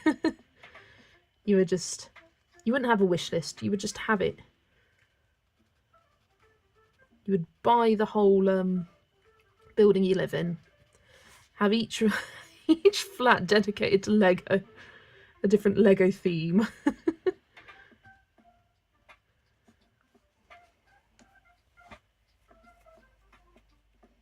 Oh, you think the train goes through Brussels? Amsterdam, Brussels. Probably goes through Lille as well in France. I like Norwich for shopping too. We'd be able to arrange a meet-up with Michelle. She's in Bristol. Yeah, go to some of the Bristol shopping. We were talking about doing that actually, weren't we? We're in Bristol this summer. Can't go to too many fun stores in too short of a time, otherwise we'll have no money left. Yana loves medieval UK history. Yeah, it is quite nice. We do have some great historic sites here. Lots of castles, lots of old places and buildings. Catherine went to Sheringham last week. Lovely. So true. No wish list. Yeah, you see something, you buy it, you get it, you love it. No, there is only, if I won the lottery, there is only one thing I'd like to do. Have a large house with lots of land so I can rescue lots and lots of animals. Yeah, you'd buy that and have rooms dedicated to Lego and colouring. I'm on about the big, like, in my mind, unlimited lottery jackpot. That you could never really spend the money in your lifetime kind of money. I especially love all the history of the royals. Oh yeah, I do love learning about the royals. It's such a crazy situation. My mum's always watching little documentaries about the royals. She was watching one the other day about Prince George and how he's going to grow up and how his dad grew up with his brother and the sort of rivalry between that. And yeah, I enjoy watching them too. It's interesting. Loved The Crown. Loved The Crown. Hello, Plan Create Cope. Hello, welcome in.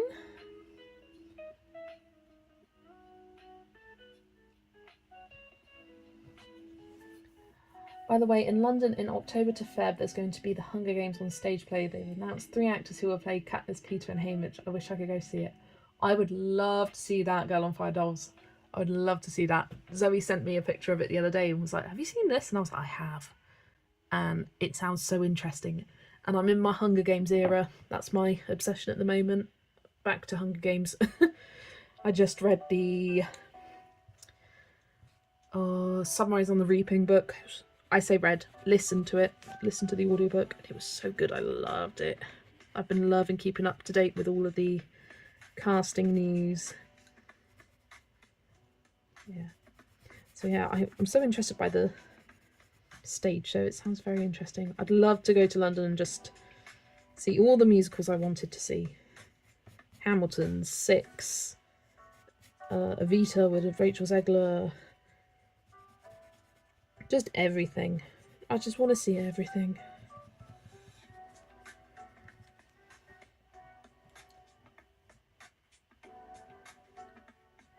It's 151 million jackpot on the Euro Millions on Tuesday. Yep, that'll do. That will do. That money. By the way, we need a trip to the range. They have all the autumn stuff in. Woo! Love the autumn ranges. Not that I ever buy anything, but I just love looking at it. That was so good, but the Tudors has been favourite and the Boleyn series. Oh, I know Zoe loves the Tudors, and there's the comment. She loved that. My mum watched it. I just never did. Never did. Seen bits of it. Love all the period pieces. Whitehall is great as well. Oh, the Are you on about? I'm like, are you on about the garden centre? Because I love Whitehall Garden Centre. It's near me. I say near me. It's like, here it is near me. It's like 20 minutes away. I drove past Whitehall Garden Centre on the way to Zoe's. It would be nice not needing to worry about money, eh? Yeah, it would be. You've been watching Wolf Hall colouring currently. Interesting to see Damien Lewis as Henry. I haven't heard of that. It looks like the sunrise on the Reaping tribute costume is different from the book. Yes, I know. I was kind of annoyed about that. I was like, white? It wasn't a major point in the book, but it was kind of. It was like Maisa Lee's thing, that she noticed that all the tributes were wearing different colours, and then it actually became true in the arena, and it was the way she identified people, and I was a bit disappointed by that. Because it was also a big thing that, oh, our District 12 is black, so we'll be able to blend in better and hide better, and that was an advantage for them. But no, they've got them wearing bright white with just trims. I don't agree with it, but whatever. Whatever.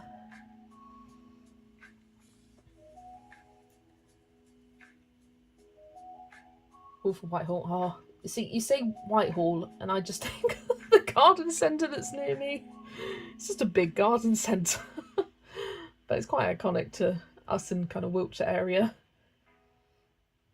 Wolf Hall. There we go. BRB. Might be going to get my treat. Oh, you're going to make me want a treat now. I'll just have my cider instead. Right, white is so visible, and with 48 tributes it will be harder to know who's who, even with the hint of colour in each outfit. It's still not enough. True, exactly. In the book, District 12 is all black. And like, District 1 is snot green. I want my snot green.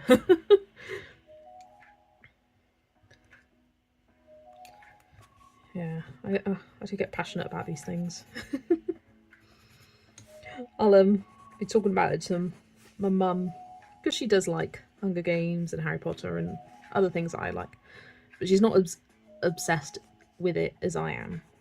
And I'll be talking to her about it, and I'll get so passionate and be like, oh, I'm so excited for this, I can't wait, yes, yes, yes. She'll just be like, calm down, Jess, it's not that deep. She's like, calm down. And I just get excited. Want to leave the States and move over to your island? Well, we'll have you here. We'll have you here.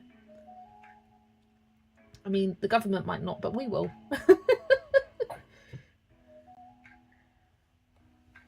Yeah, from head to toe, the snot green will only be at the hem of the cape and hem of the sleeves and neck from what we could see, yeah. Yeah, it's disappointing. It is disappointing.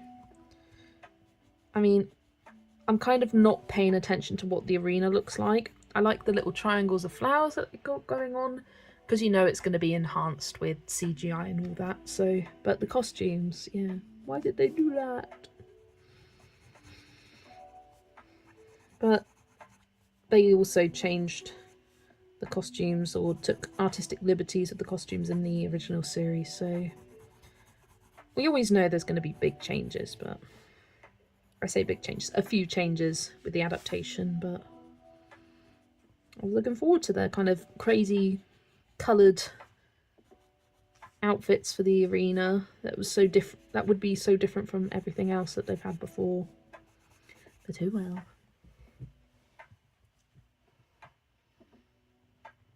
Welcome in. Have colouring books will travel. Welcome in. Oh, that's what I got. Galaxy counters. Delicious. Is that because you had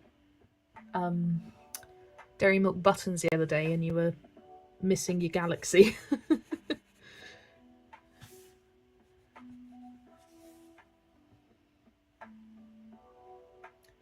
Currently battling black ants to keep them out of the hummingbirds feeder. They are so gross when they drown in the sugar water. It's kind of satisfying though, isn't it? One of my client's house had a bit of a ant infestation when it first started getting hot, and we would just go round and just squish them all. I was there with my blue gloves squishing all these ants. It was gross but weirdly satisfying at the same time. She was like, oh, I thought we got them all. They'd just be, you'd open a cupboard and they'd be there, and I'd be like, oh, you've got ants. But they cleared up. Got some traps down, etc., and they cleared up okay. Probably won't eat all of these, to be fair. Well, gotta last till tomorrow. Some comments are saying maybe this different outfit is to make the tributes prettier for entertainment purpose. Probably, let's be real. And it's probably easier for the costume department to have them all wearing the same thing apart from a trim. It's probably easier to change the colour of a trim of something than the entire outfit from a costume designer's perspective.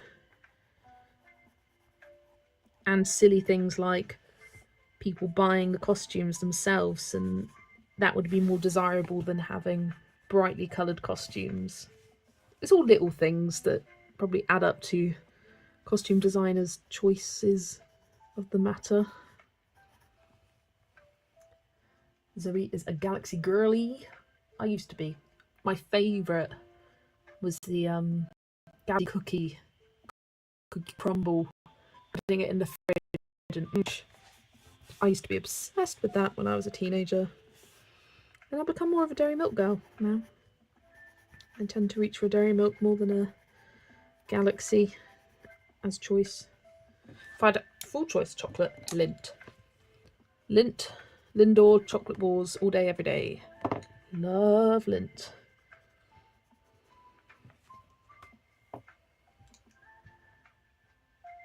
Are you going to the tree? Yeah. I do love the song, and I love how it made an appearance in a Ballad of Songbirds and Snakes. Hanging Tree song is amazing. I loved all the music actually from Songbirds and Snakes, and hearing snippets of it again in the Sunrise on the Reaping book. They have some snippets from some of the songs she sings. Nothing you can take from me is ever worth keeping. Nothing you can take is ever worth keeping. Yeah, some good songs in there. Little bops. This is a salted caramel. Oh, you know I love anything salted caramel. I don't think salted caramel is a reasonably new flavour, isn't it? I haven't tried it. I wish Revels would do a bag of just the orange fondant balls. I haven't had Revels in ages. Lindt chocolate is my favourite. Love. Yeah, for me, specifically the Lindt salted caramel chocolate balls. Delicious. I love anything salted caramel, but that especially. I also love like the strawberries and cream, the white, the milk and white. Oh, I love them. Favourite. Give me a milk chocolate truffle any day. I find that one too rich for me. The Lindt. Yeah, that's fair enough. Belgian white is my ultimate favourite. Oh, white chocolate is delish. Michelle's eating a fruit pastel ice lolly. Love that. Lucy loves Terry's chocolate orange. Oh, I love a Terry's chocolate orange. Did you see they're doing a Terry's chocolate orange, but it's not orange, it's caramel flavoured. So I'm like, what are they calling that? A Terry's chocolate caramel? Like, the whole point of Terry's chocolate orange is that it's orange. For me, it's the snap of it. Oh, it's delish.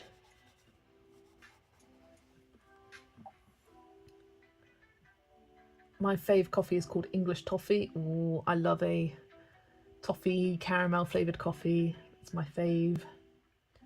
Yeah, same. I love the songs Rachel sang. My fave is her arena song, The Old There Before. Oh, yes, that song is so good.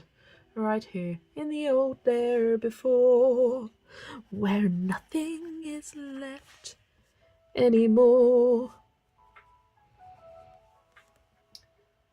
Whatever Zoe showed on the weekend whips, I want a box.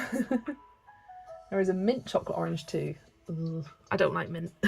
So, but I am in the minority with not liking mint. I am fully aware of that, but I've never liked mint. The only mint I have is in toothpaste, and it has to be a very mild mint for me to eat it. I say eat, not eat it, for me to use it. And there's very few toothpastes I can actually stand without it feeling like it's burning my mouth. I'm just very sensitive.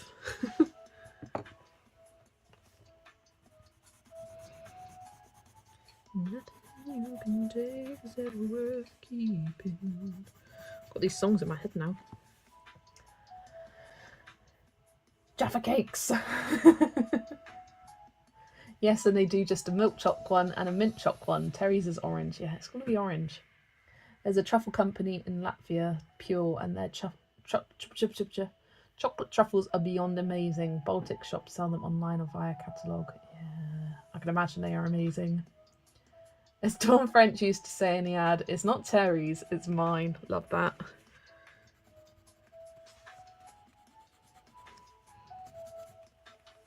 You're gonna make me hungry, lol. Yep. Yeah, it's got to be the don't tap it, whack it. You got to whack the Terry's chocolate orange. You don't tap it, you whack it. Where's the kind of violence that ads induce in this day and age? Kids these days don't know the violence. Oh, hi, Nikki. Welcome in. Yes, I love orange and chocolate together, but it's hard to find in the US except Valentine's Day. Oh, see, chocolate orange flavoured things are very common here. Like most, I say most, quite a lot of brands of chocolate, and even like the store brand chocolates will have an orange flavoured chocolate, like the Tesco own brand chocolate with orange, but they'll call it something fancy. Yeah, we've got Terry's chocolate orange, we've got Aero doing orange, that's really nice. Lots of things do orange. I like strawberry fondant-y chocolates that you get in selection boxes. I know that's Zoe's favourites as well. Terry's were very memorable ads. I broke a plate back in it, so now I have to do it on the floor. You use a solid table or desk or something wooden.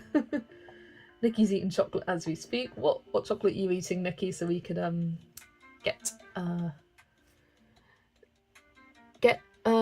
jealous of you as well. That's what I'm trying to say. Girl on Fire also doesn't like mint. Michelle doesn't like mint. See, I say I'm in the minority. That's two other people that don't like mint. We've got a great little chocolatier 5 minutes up the road, but they're getting so pricey. Yeah, that's the trouble. The roses, orange and strawberry fondants are my fave. Love it. Ooh, Nikki's having dairy milk whole nut. Audrey's in the minority. I don't like chocolate. Don't pew pew me. I won't pew pew you. I will just say how. As a woman, how. No, it's completely fair. Not everyone likes chocolate. For me, I always used to be more of a sweets than a chocolate person in terms of like a sweet treat. And by sweets, I mean like candy for those in America. In fact, my snack of choice for the movie night tomorrow is sour Skittles. Probably my favourite sweets of all time. Love a sour Skittle. Do you guys have Russell Stover? Not that I know of. I've never heard of that.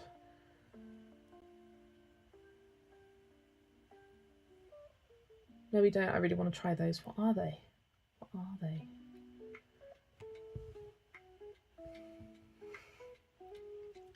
Nikki prefers chocolate orange over mint. Absolutely. There was a song from the book. We didn't have it in the movie, if I'm not mistaken. It's the one that goes, build me a mansion, build me it so high so I can see mine. Through love goes by, seen him go by. Yeah, I don't recognise that song, so it probably wasn't in the movie. I need to rent for my next Audible credit. I'm gonna get Ballad of Songbirds and Snakes so I can listen to that one, because I quite enjoyed colouring and listening to a book. It was nice.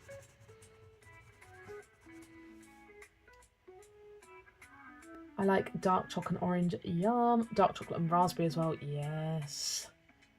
Give me a pack of biscuits over chocolate any day. No, I'd much rather chocolate over biscuits. My mouth watered when you said sour Skittles, and now mine's watering. Whenever I think of sour things, my mouth waters too. What book am I colouring from? Nikki, this is Colours Make You Happy, Volume 2 by Miki Takei, the blue cover one. It's got loads of fairy tales and zodiac signs in it. I did do a quick flip of this at the start of my stream if you want to watch that at the end and go back and replay. Your faves are the raspberry and strawberry creams. Yeah, I love a bit of raspberry and chocolate. They do caramel filled Santas, right? Russell Stover. Yeah, I've never heard of that. At least I don't think so. I may have. Before the movie came out, there was a YouTuber. Her name is Maya Wayne. I think she did her own version of all the ballad songs from the book. And the songs are really good, and she sang that one. Interesting. Love that. I know when I read the Hunger Games books, I sang The Hanging Tree very differently in my head. This is a bit random, but I used to sing it with the same tune as this is very random, in Les Mis, after they have fought at the barricades and all the women are like cleaning up the... I sang it with that tune in my head, the Hanging Tree song, when I read the Hunger Games books before the films came out. Like very kind of slow and melodic and very kind of wistful, not the tune it turned out to be.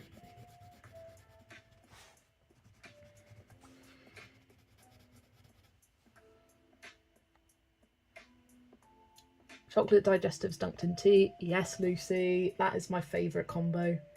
In fact, I've got a pack here that I have a couple from every now and then, sort of around 3-4 p.m-ish when I'm having a cup of tea and want a little sweet treat. A couple of chocolate digestives dunked in. Delicious.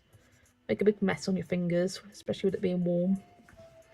But I love it. It's a perfect little sweet treat. Stephanie's saying goodbye. Thanks for joining and thanks for chatting. I also love Peeps. I've never even seen Peeps in this country, but I know what you mean. Maybe Santa can find some for you and Steve this year. This is just a massive group chat rather than colouring. I know. I'm trying my best to colour bits in between, but it's hard when you're getting so many messages and you want to try and read them all. And I know I'm not reading them all and I apologise for that, but I'm trying my best. Oh, hello. Hello, Jamie. Finding joy in colour. Welcome in. Thanks for joining us.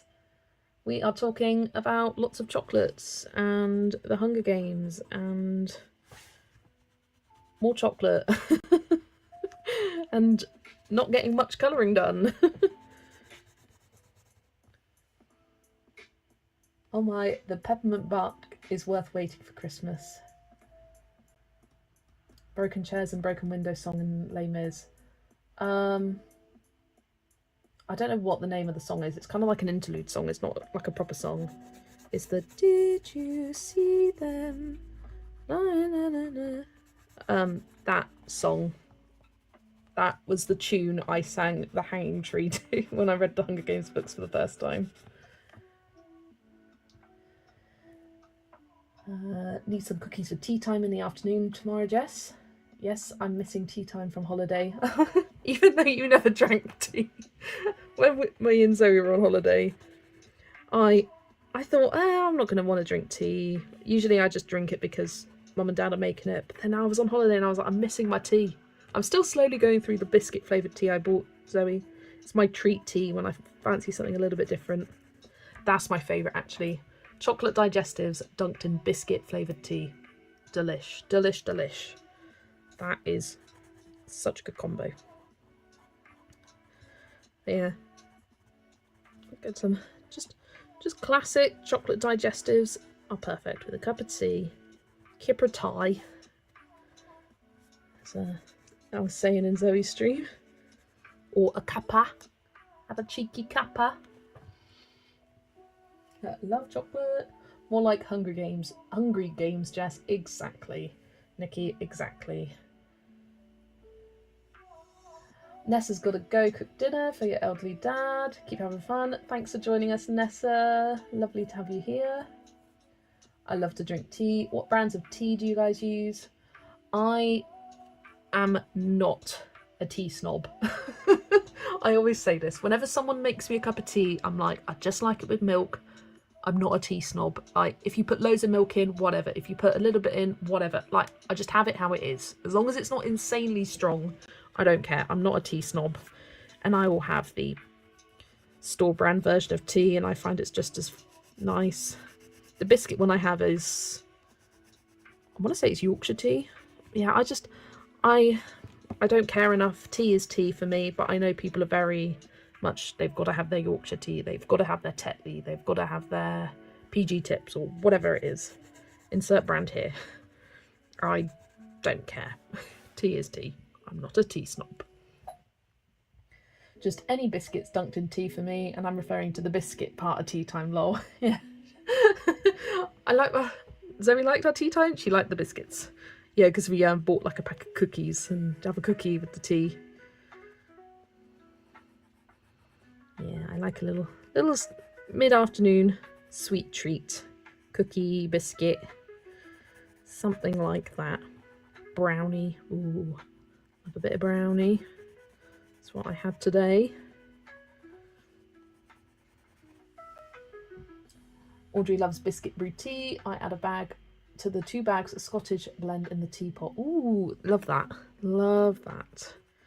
Aldi used to do biscuit blend tea. They did biscuit tea and they did a caramelized biscuit tea, which was kind of like Biscoff flavored tea. And they were so good. I loved them. And then they just stopped doing them suddenly. They also had a Jaffa cake one, which was weird.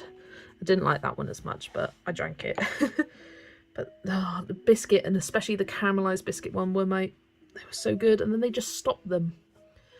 And you do get other tea brands do biscuit flavoured tea, but they are double the price of normal tea bags. And I'm like, oh no. But because Zoe and I were on holiday, I was like, treat myself.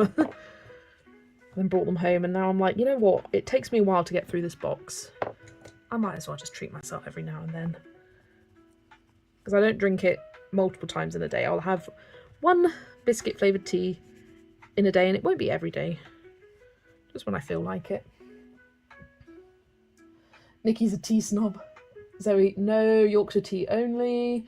Another Yorkshire tea. Yeah, I know a lot of people love Yorkshire tea. Yorkshire tea where everything's done proper, as I would say. As we would say in the West Country. Everything's done proper. Ooh, I fancy the fruit granola squares. Yeah, we like them. We like them. I have the loveliest locally owned tea shop near me. They have a literal menu and 2 walls of fabulous teas. They do a tea tasting once a week. So much fun. For those of you in the EK, in the UK, have you ever been to a T2? That's literally the name of the shop. T2. They have loose leaf teas, and they have a few shops in London, and I used to love going into them and just going around smelling all the teas, and they'd have little things of tester teas. And I got I think it was like a sticky toffee tea from there once. It was so yummy. I just like anything toffee, caramelised tea. That's just my favourite kind of flavours. Your oldest son loves tea. I only drink it when it's cold outside. I can't drink tea when it's boiling hot. My parents can, but I can't. I'm in the USA, and the only time I've had tea 2 times was when I was sick. Herbal tea, lol. Yeah, I don't like herbal tea. I don't like hot fruit teas. For me, if it's a fruity tea, it needs to be iced. An iced tea, and it needs a bit of sweetener in it. I do like iced tea. My best friend and I always meet up for none coffee, as neither of us like tea or coffee. My mum always gets hot chocolates when she's out. That's her hot drink of choice. Sweet Yana, we only have bourbon tasting here. Yana had a proper high tea at Jane Austen weekend here. That was so special. It was a historic mansion and everyone was dressed in the style of that period. That sounds so fun. There's a Jane Austen museum house. I think it might be Jane Austen's house. It's in Bath because she used to live in Jane Austen. There's a lot of Jane Austen presence in Bath. I know Emma Thompson will randomly visit this Jane Austen museum place. And they'll be like, oh, look who visited today. And you'll be like, oh my gosh, she was so close to my home. Emma Thompson, wow. Quite a lot of period pieces are filmed in Bath. This, you've got the Royal Crescent, which is this very fancy row of houses in a crescent shape. And a lot of things are filmed there. You'll notice it pop up in movies here and then, and you'll be like, oh look, it's Bath. We know there, we've been there. We live near there.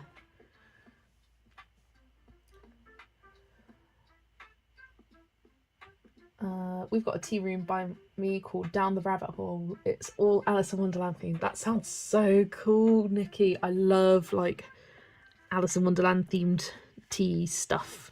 Like little teapots and tea sets. I think it's so cute. Like Wittard always have some sort of Alice in Wonderland collection.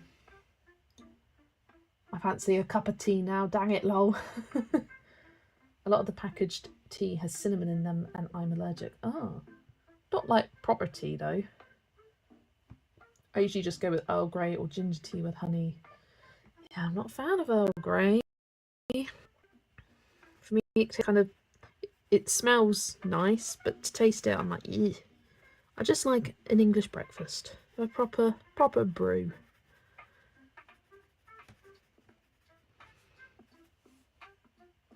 I'll send you pics of it on Insta, Jess. Oh, I'd love to see it, Nikki.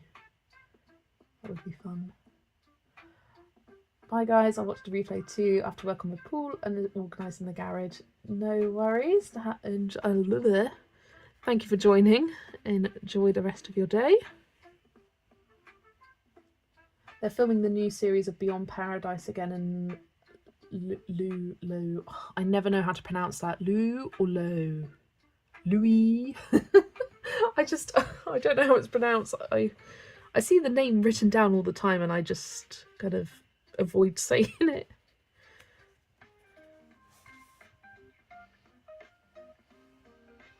Sorry, I read that as Chris Marshall is going back to Death in Paradise. I've not watched any of the Death in Paradise episodes, Audrey, only the Beyond Paradise. Oh, see, Lou. It's Lou. I thought it was Lou. I get confused between Death in Paradise, Beyond Paradise. Is there like a murder in Paradise? So many things that are happening in Paradise, and I get confused between them. I don't know what's what. I haven't done the gold on here. These bricks up here.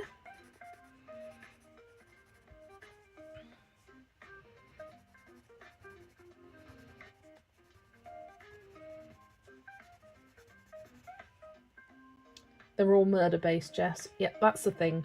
They're all about murder. They're all in paradise, and I don't know what's what.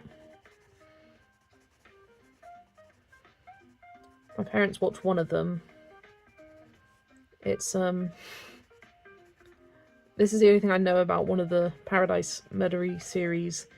It's got the guy who played Colin Frissell from Love Actually in it, and that's all I could see.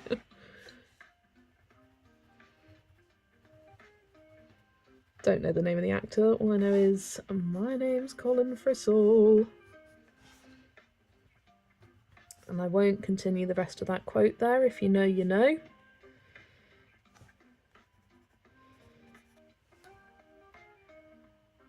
No, Cozy Whodunits, that's Beyond Paradise, the one I watch. That's Chris Marshall. Ah, so Colin Frissell is Chris Marshall. There we go.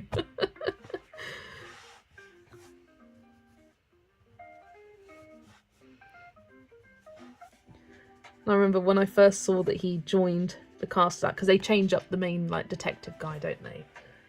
When they first cast him, I was like, no, I can't see him in anything but Colin Frissell. I just can't. And it's such a comedic, strange character. Iconic. Absolutely iconic. You should watch them, they're good. Yeah, I mean, I wouldn't mind watching them. I just don't watch much TV because I watch so many other things. YouTube, other series, films. There's a few series that I still watch, but not very many at all. I've enjoyed all the murder / Beyond Paradise shows, just easy and fun to watch. Yeah, there's something that if it's on, I'll watch it quite happily. Nothing to hate about a good murder mystery.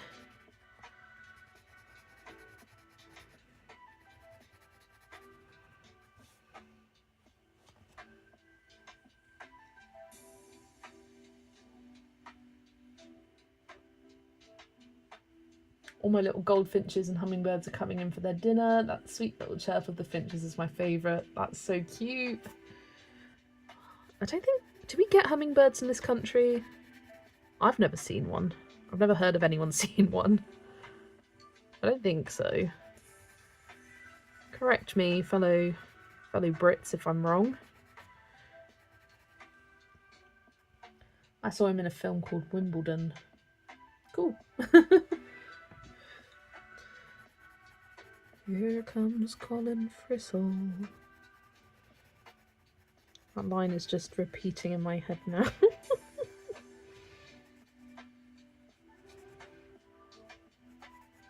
Love Actually is one of my all-time favourite films, and I quote it all the time with my mum. Love quoting that film. There's so many iconic, hilarious quotes from it.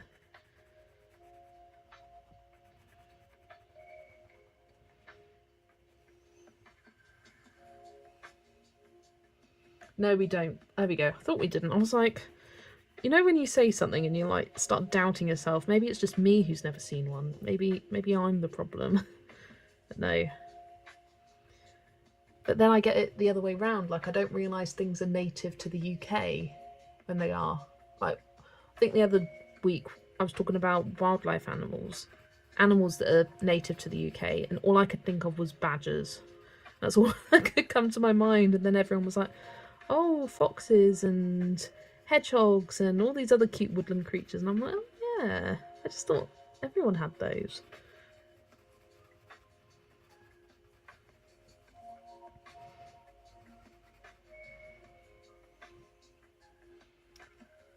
Hummers don't fly across the ocean. They migrate from South America all the way up to Colorado, then fly back in winter. To be fair, don't blame them. Don't blame them. Too cold majority of the time here. You know what? Fair play to birds that fly across the ocean just to come here. Like, what are you doing? Love hummingbirds. So fun to watch. They're so pretty as well.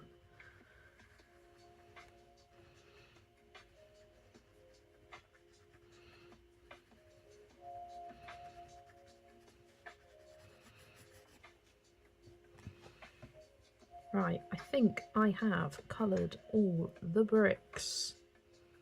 Audrey, have I coloured all the bricks? There are loads of parakeets in the parks in London. Yeah, lots of like zoo parks will have parakeets. And not parakeets, lorikeets I'm trying to think of. And also parakeets. And parrots.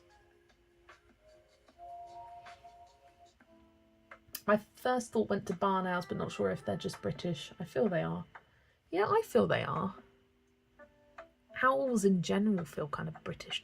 Pigeons. Pigeons are proper British. Like them wood pigeons that twit twoo, and you can hear them in the morning and the evening. I found a hummer nest on the ground and have it on display. It is so tiny.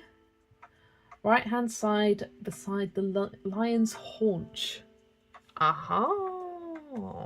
I don't know what that voice was. Aha! Yes, I would have completely missed that. Thank you, Audrey. You are the best at spotting these things. It's funny, when I watch other streams, I never spot things. Well, I rarely do. Getting confused with my pencils now. I think I will probably do another layer off camera, just...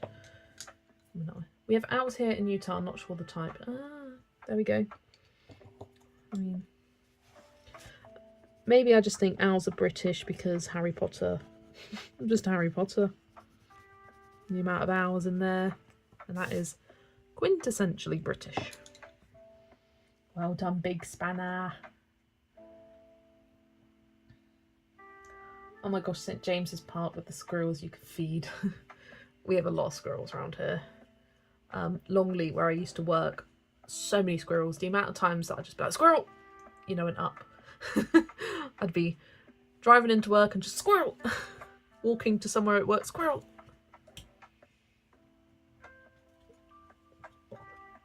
I know red squirrels are native to the UK, to very specific parts of the UK. Brownsea Island is one of the few places you can find them, and it's a tiny island off of Poole that I have been to a couple of times. It's very cute, very, very, very tiny. Like you can walk around it in like an hour or something. I have a pair of barred owls who prefer to have conversations outside my bedroom windows at 3 AM until 4 AM. Lovely. Lovely, lovely. What am I looking for? What am I reaching for? I just went to reach for something and didn't know what. I need a colour for the poppy fields. See, my issue is I always use these greens and I never use anything else. And I don't know what greens to use. I loved walking through there, St. James's Park, after we went on our tour of Buckingham Palace. Apart from having an anxiety attack, that was a lovely day out. Yeah, I love London. I'd touristy things again. So I did that when I was like 12, 13, 14, when we went for a day or two trips with my parents. I haven't done it since. Liverpool have red squirrels. Cool. Yeah, red squirrels are really cute. They are in a protected area up in my area, and if we see a grey, it has to be reported. Yeah. So the whole story with red squirrels is they used to be like the native squirrel in the country, and then grey squirrels came and killed them all until there's barely any left. Be brave, use other greens. See, I'm looking at these like sapphire, Irish green, green glow, and thinking, do I go for that? It's a bit daring for me. Or I could go zombie and grass blade. That's kind of nice. Let's do some swatching. Are you making this Emerald City stand out from the other? That's a very good point. Because Emerald City, I'd want to do either this or this. Probably this. So I'm thinking these for the grass. Tell you what, I definitely feel the cider hitting tonight. Feeling extra lively. Maybe it's just all the talk of chocolate. Could be that. How do the Black Widows perform on that paper? Really well. Really well. No complaints. They're blending nice and smoothly. I could have got away with one layer if I had blended a little bit better, but I think with 2 layers just to neaten up some of these edges. You probably can't see it on camera, but I can see little white gaps and whatnot. Yeah, it's working perfectly. All right, swatchy swatch.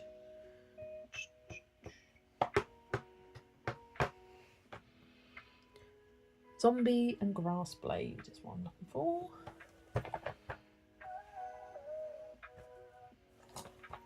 I cannot find it. Is that because it's, yeah. It's because I've already got them over here. Grass Blade and Zombie. I have to go now as I have work in the morning. Thanks for the fun chat this evening. Thanks for joining us, Lucy.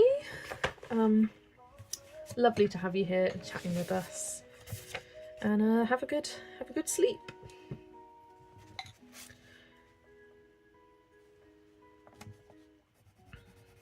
Oh yeah, that's a nice green. Whenever I see, oh that's Grass Blade. Whenever I see Zombie, I sing the song in my head. Zombie, zombie, eh, eh. And the same for this pencil, Wizard. When I was swatching, that's part of the new set, and so was Zombie. So it was a new pencil to me. I kept going, the Wizard and I. I sent a clip to Zoe where I was like, the Wizard.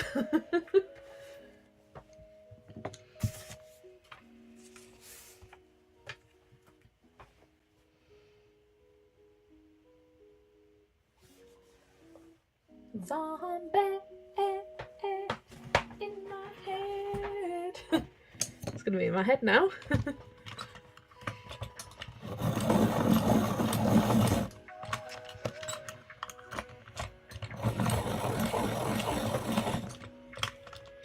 Don't mind me just sharpening away there. Right. I'm going to start with the smaller bits up here first because it'll be easier.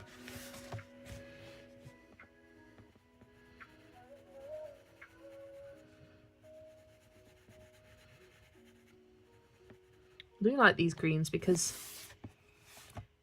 they're perfectly in between these olivey greens and these kind of more yellow. It's quite a yellow tone green. It's not quite as olivey, but not quite as bluey as this one. It's perfectly in the middle. Love them.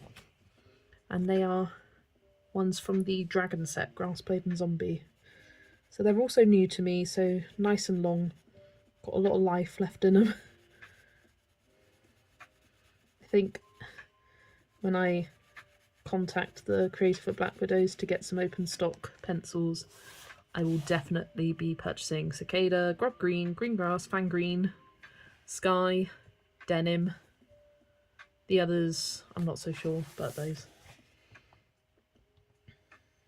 That is a song on our set list. Love to sing it. Oh, it is a good song. And I feel like it's such a fun song to sing as well. It just sounds good.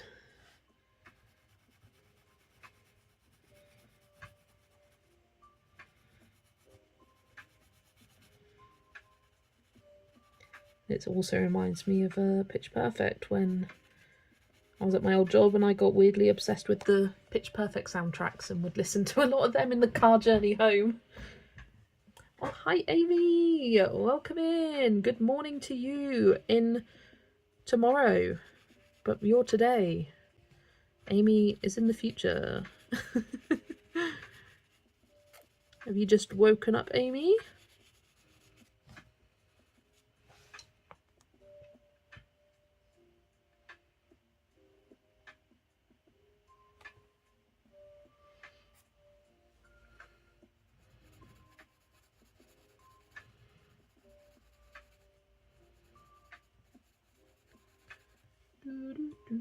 Amy is curled back in bed, about to go sleepies again.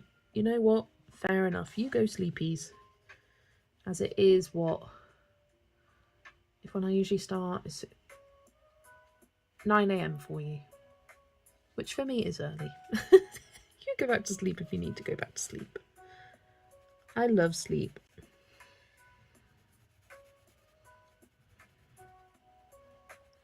Oh, Yolanda. I saw I showed my mum and dad the clip of Justin Timberlake at his concert, and I was like, look at this, look how ridiculous this is. And then I saw, have you seen, Yolanda, that he's blaming it on Lyme disease? And I just find that so funny. Mum was like, you shouldn't laugh, people can die from Lyme disease. And I'm like, but look at the video, and he's blamed it on Lyme disease. Like, No, no, Justin. What are you doing? Mum was like, oh, he's just showing that the fans know his song. And I'm like, he can still sing though. He can still have the mic up to him and them sing along. Or you can do just one line. Give it to the audience. Not put it on the stage and walk off. And then sing 2 words and then jump around the stage. Lyme disease, no. If it was that bad, you'd cancel your concert and move on.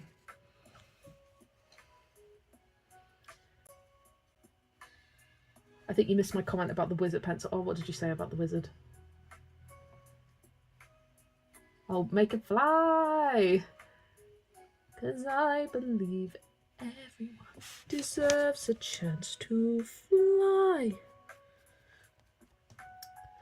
If you didn't see no stream for me today, I don't even want a coffee. That's a good test for me, haha. Fair enough, Amy. You take all the time you need to rest up and feel better soon. And remember, but first coffee. If you can't do that step, then yeah. Bit of extra rest just sounds like is what you need.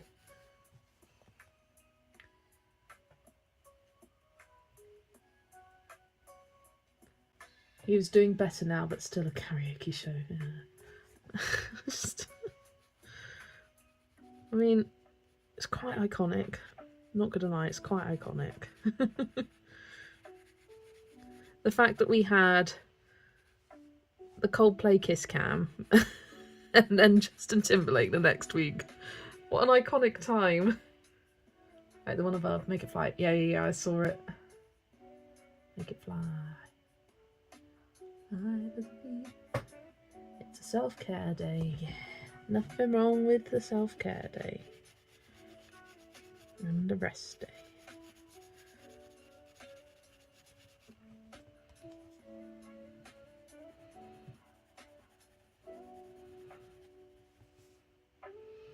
It definitely is.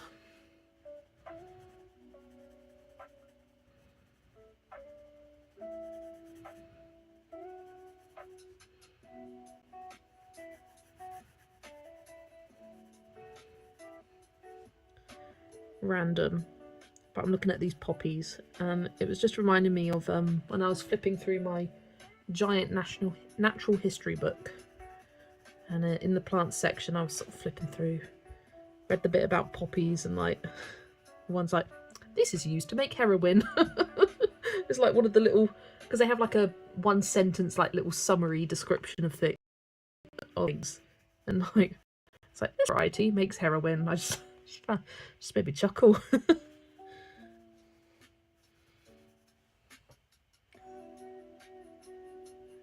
This comment, you need to attach a little cape to it, hang on a piece of thread and pretend it's alphabet.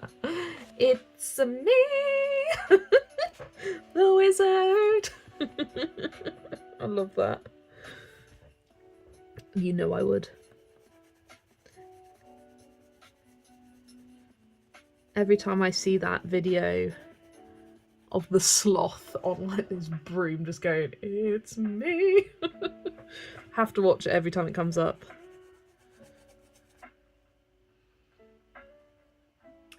Saw some clips from Sarah Millican. She is fantastic. The massage clip is hilarious. Oh yeah, I do love a bit of Sarah Millican. For some reason, the word I associate with her is minuni. Minuni. With her accent. Yeah, I used to watch her a lot. She does pop up on a lot of Night of the Apollos and stuff like that. Oh my gosh, when the new Wicked Lego sets come out, I'm so ready for the TikToks. The roleplay TikToks, yeah. It's like, don't mind me just going, it's a me. So if you care to find me. I really love the look of the bookends one. I'm surprised you don't love it more, Zoe, as a book lover yourself. I just think it's pretty. I like a pretty set.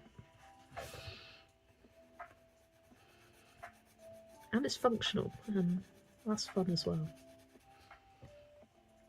It's nice, but I love the wall art one. Yeah, I wasn't so much a fan of the wall art one. But different strokes, different folks.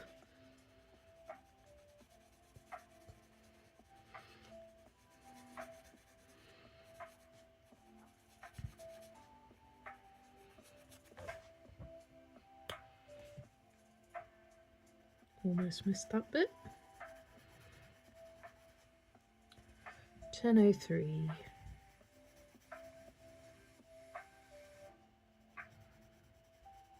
It's me.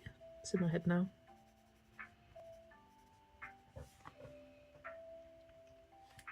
Page is looking lovely, Jess. Have to go get Hub's meds ready for tomorrow. Thanks for streaming. Cheerio, everyone. Cheerio, Audrey. Thanks for joining. Lovely to have you here. Let's grab my zombie. Zombie. Hey, hey.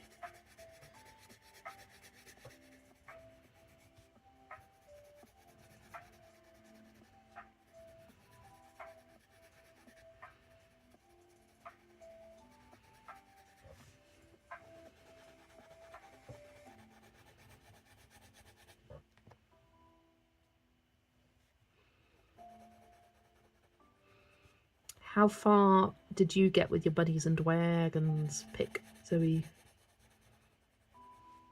Also, I saw that book first and I was like, cover adorable. Looked at the preview and I was like, I'm not feeling it. Saw it on other people's channels and I was like, I like it, but I'm not feeling it. Saw it on your channel today and I'm like, I'm loving this.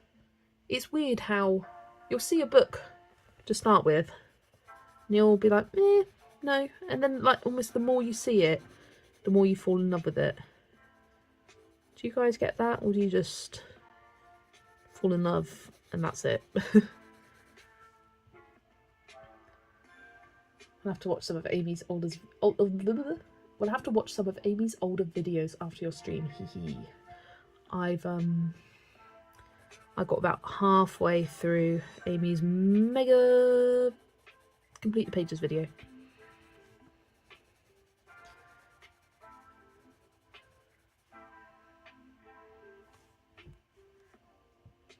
That happens to you all the time, yeah. Well, an artist for me that was definitely grows on me over time was Hannah Carlson. When I first saw her, I was like, not for me. Appreciate the beauty, but I could not colour this. I think because she did a lot of portraits in her book, I was just like, no. And the more I saw it, and the more I saw it coloured, I was like, ooh, yes, actually. And now I absolutely love her. Love all of her artwork. I can show you it tomorrow. You know I'm going to be flipping it in person tomorrow, Zoe. You know that's going to happen.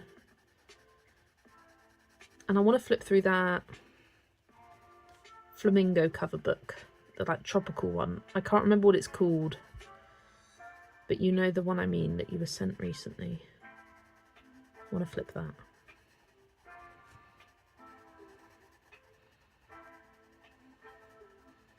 It's funny, Zoe and I were going through our book collections the other day, and it's funny how even though we have similar interests in terms of colouring, we own quite a different selection of books. Like there are a lot of books I have that Zoe doesn't have, and vice versa. And I just thought that was interesting. Like we have a lot of the same kind of big artists, but all the other smaller or fewer books by one artist collections and things like that. We have very, very different collections.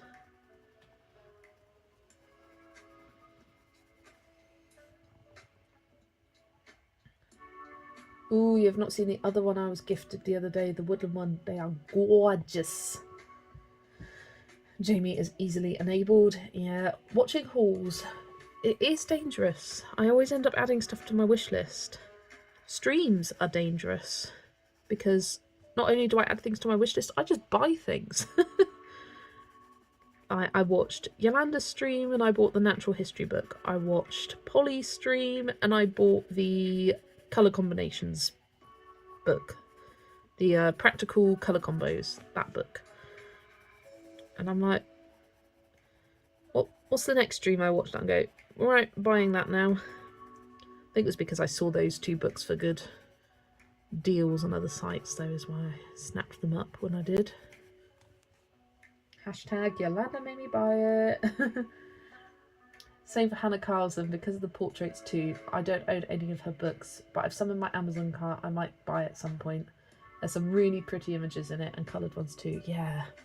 When I first went to get her books, I watched flip-throughs of all of them, and I had a notepad next to me, and I noted down how many portrait pages were in each of them, and bought the one which had the fewest, which, for reference, out of her old series of books anyway, it's Daydreams. That had the fewest amount of portraits in it. And for a while that book was my favourite. It still is. Definitely up there with my favourites. I think it's in my top half. I don't know. Watch my rank and rate and find out. Shameless plug. Anya posted her completed pages video. I really appreciate her talent. Oh, yeah. She does some gorgeous pages. Gorgeous, gorgeous. I've got back into watching Colouring with Alina, who does amazing colouring. It's because I got into and bought the Floribunda yearbook, and she does lots of pages and has coloured lots of pages in the flower year. And I've just got into watching her backlog of videos, and I found her voice very relaxing to go to sleep to. Like, I'll start watching a video one night, fall asleep to it, and then finish it the next night, or watch another bit the next night. And yeah. Do you have that, where you have certain people that you like to fall asleep to and sort of watch the videos bit by bit? Just relaxing people.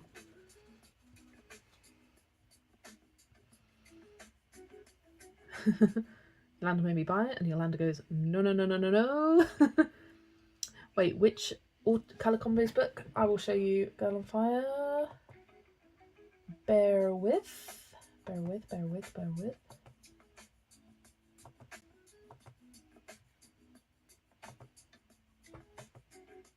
Transition. Oh, what am I doing? Pressing the wrong buttons. Practical colour combinations. This one. And what I really love about it, it's an old book. It's been out for years and years, and it's been on my wish list for ages, but seeing it on Polystream, I was like, yeah, I'm buying it. And what I love is that it has large colour palettes, whereas the colour cubes have 5, maximum 6 colours. These have 1, 2, 3, 4, 5, 6, 7, 8, 9 colours in them. And it shows you different ways of incorporating them together in 3 colours, 4 colours, 5 colours, and having the different sort of proportions of colours and how that influences your colour palettes. I find very interesting. So that is the Practical Colour Combos book. I wanted to invite you to go through my collection, but I will be an enabler warning at the door. I love that. Jess, are you ready for the autumn randomizer? Eek. Zoe, you know I've been thinking about it ever since I did the summer randomizer. I'm trying to think when I'm going to do it.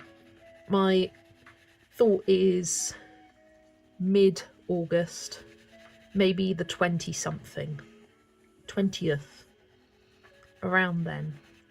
Because I don't want to do it too early, because then I won't want to colour the books that I already have to colour, and I want to colour my new stack of books. So I want to make sure I've coloured a good chunk that are left over from my summer randomizer, and this is one of them. And I'm doing well with planning body colours and things like that to get through a few of those books. And doing these live streams is helping as well. It will help me get through 4 of my summer randomizer books. Isn't she so amazing to be able to colour while buildings being bombed around her? I was watching a video a while back and she had to stop to get in a shelter. Yeah. Some of the posts she shared are very, like, heart-wrenching. It was horrific. I'm just glad that she's managed to stay safe through it all, considering how close she's been to a lot of it. For me, it's Kent Survival, a camping channel. I also love watching certain Stardew Valley YouTubers. There's this one guy who is Irish, and he has such a relaxing voice to go to sleep to. I was talking about him to Zoe when we were on holiday. I was like, oh, I love watching his videos, but I've kind of overconsumed Stardew Valley content now, and I'm on to other stuff. I go through phases.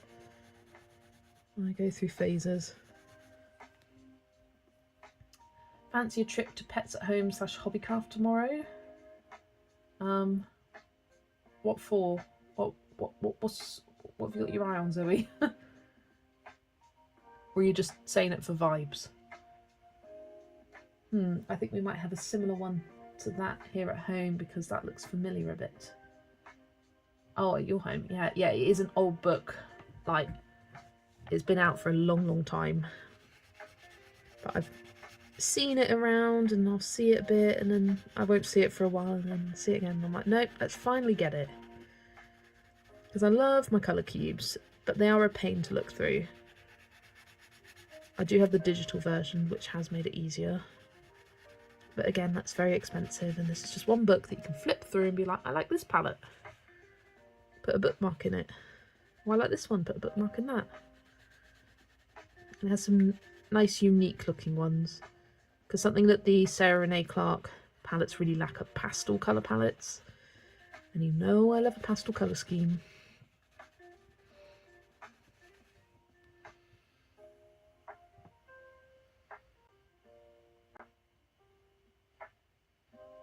Oh, hello Whitney, welcome in. Thank you for joining. I need bunny spray, haha, but Hobbycraft is next door. Ah. I suppose it depends what time I get there, because it is a Sunday, remember. Have you seen people have been putting cards in photo albums so you can flip through them? Oh, no, I haven't. I was like, cards? Like, greeting cards? And then I got what you meant, the Sarah Renee Clark cards. That would take a lot of effort, because there are 500 cards. That's interesting. I do like using the app to browse through them. It's definitely helpful for me. And even then, putting them in albums, that'll be a lot to flick through as well, because there are just so many of them.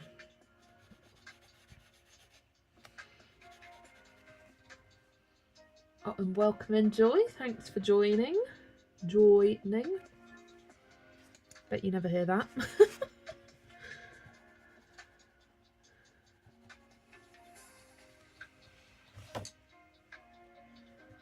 Alright, I think I've got enough time to colour the grass on these two sides, and then I do need to head off to bed. I have been awake since 6 this morning, as I worked 7 till 2.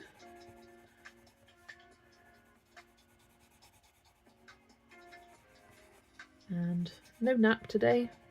Been doing well recently, not needing my naps as much as I did before.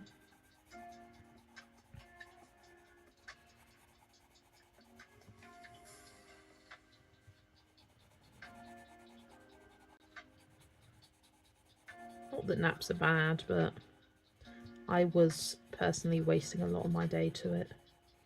And for me, it was just the fact that at the moment I'm not feeling as chronically tired. I go through phases where I have days where because I have chronic fatigue, I have days where it really hits me and I have no energy to do anything. And then most days I have just a general level of tiredness that is the same for the whole day, no matter the time of day, no matter how good of sleep I've had. And on those days I can function fairly well, but it's on the days where I just have no energy. I get up, do one thing, and then I'm like, yeah, I'm done now. This week I didn't need to nap, but yesterday night I had to nap, and that's fine. Like, I am a big proponent for having a little nap if you need to. If that is what you need to get yourself through the rest of the day, go for it.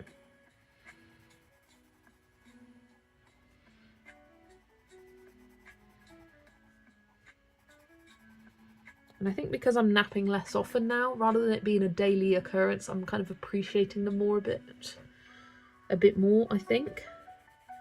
In the sense that I feel more refreshed, etc. Now I am going to deepen up this grass with another bit of colour, but I'll do that off camera. I'll do the base layer with you guys.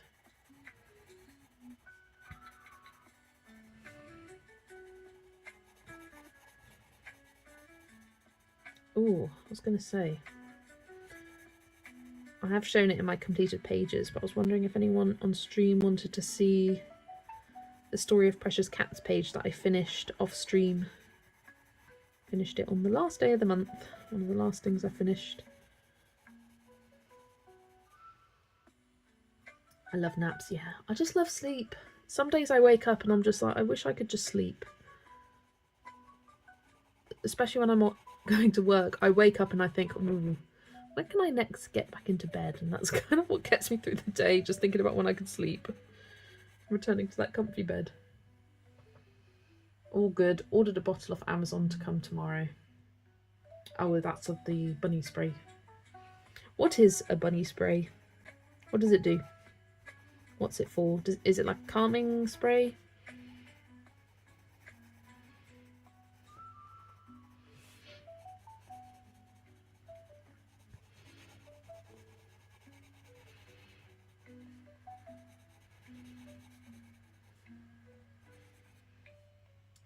It's clean and safe for cleaner litter tray. Ah, cleaning spray. Sleep is a good thing. Exactly, Jamie. I say that to Zoe. I'll be like, but it's good to sleep. Your body needs to sleep. And she goes, meh, it's overrated.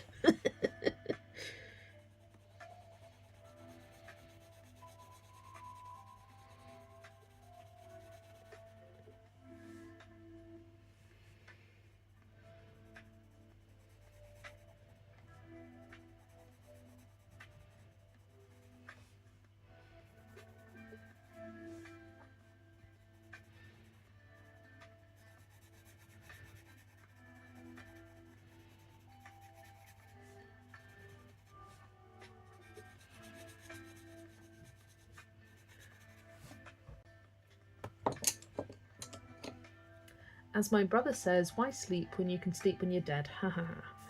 I mean, yes, but no.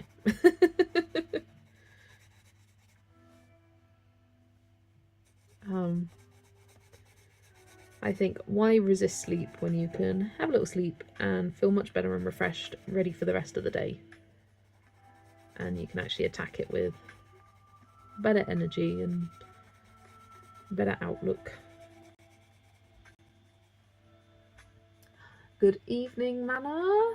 Welcome in. You are joining us as I am about to wrap up soon. I am finishing doing the shading of the grass here, and then I'm going to head off as it's time for beddy buys.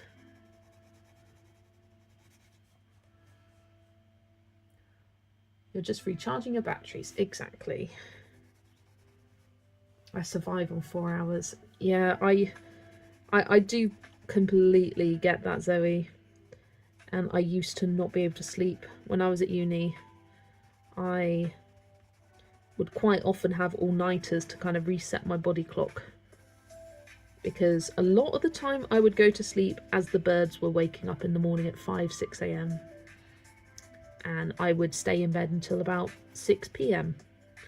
because I hadn't slept, and I would then sleep for the whole day, and then I'd wake up and I wouldn't want to eat anything, and so I didn't eat and I lost a load of weight, and I had a lot of troubles when I first started uni, and then I went on a medication that helped me fall to sleep at night, and now I kind of don't know what I'd do without it. It doesn't knock me out, it just helps get me to sleep when I'm in that sleepy mood, like within sort of 20 minutes-ish. But because of that means that I actually get my full night's sleep now, and I'm much better for it. Oh, got a bit of weird pigment in there. Got a bit of brown in it.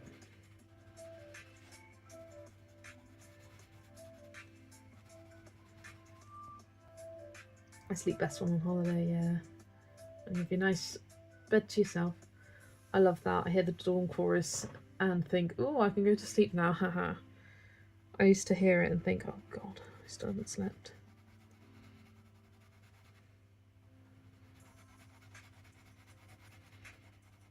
I used to survive on a couple of hours of sleep and then do 12-hour shifts.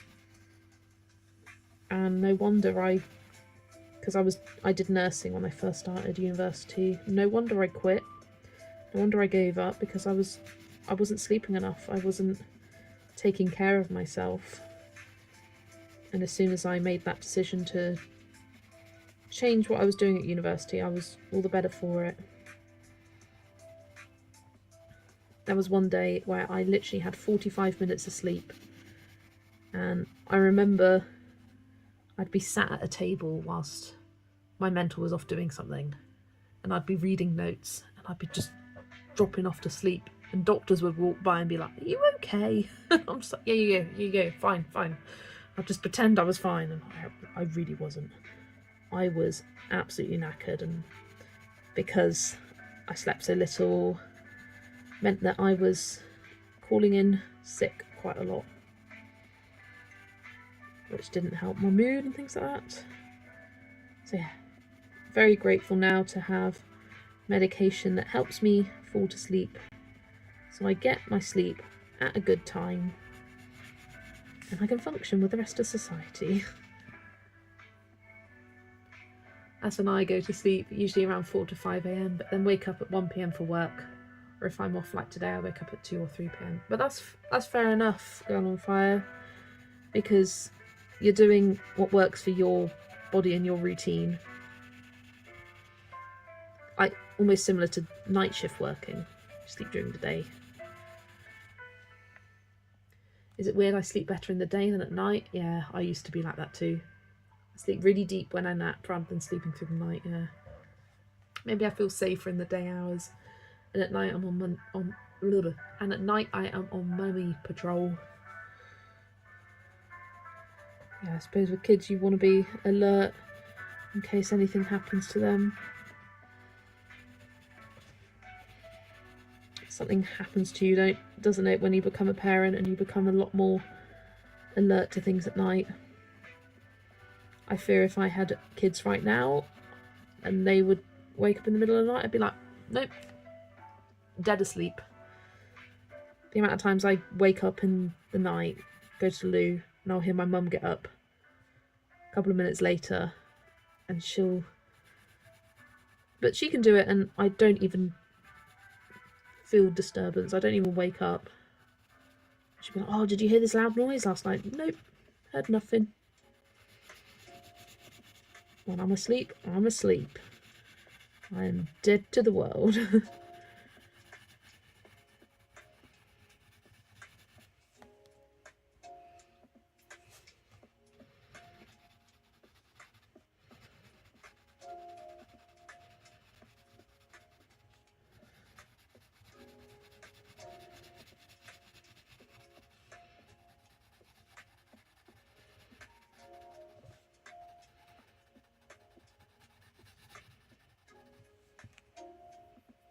Your grass is looking lovely, thank you. It's definitely a bit deeper at the top than it is down here, but it's such a large area. I just wanted to get a base layer done, and then I'll do a second layer in between off camera. And then the next stream, I'll start working on some of these characters probably. Might find some colour combos in between, just so I'm not faffing around with that at the start of stream. I can actually spend more time colouring the image. I got a good chunk done today, all things considered. How many tangents we went off on, how late I was, etc, etc. It's wild how your body can change after you become a parent. I found I was a super light sleeper after I had my oldest, and the slightest movement or noise from him had me alert instantly. I think there's just an innate ability, though, as a parent, to be like hyper aware of your child. I suppose it's just kind of a protection thing. I mean, you created this human. I'm going to be attentive to every little sound it makes.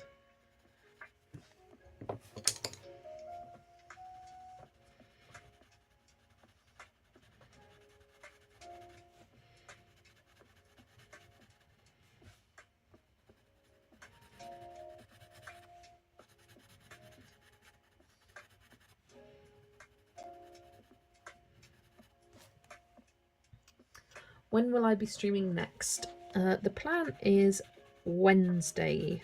All things going well in the world and with myself. It will be Wednesday, same time, 7:30 BST. Or 3 hours ago, your time. Oh my gosh.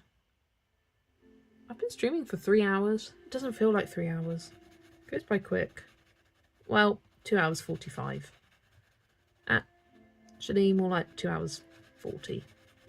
Because my stream didn't want to start when I started.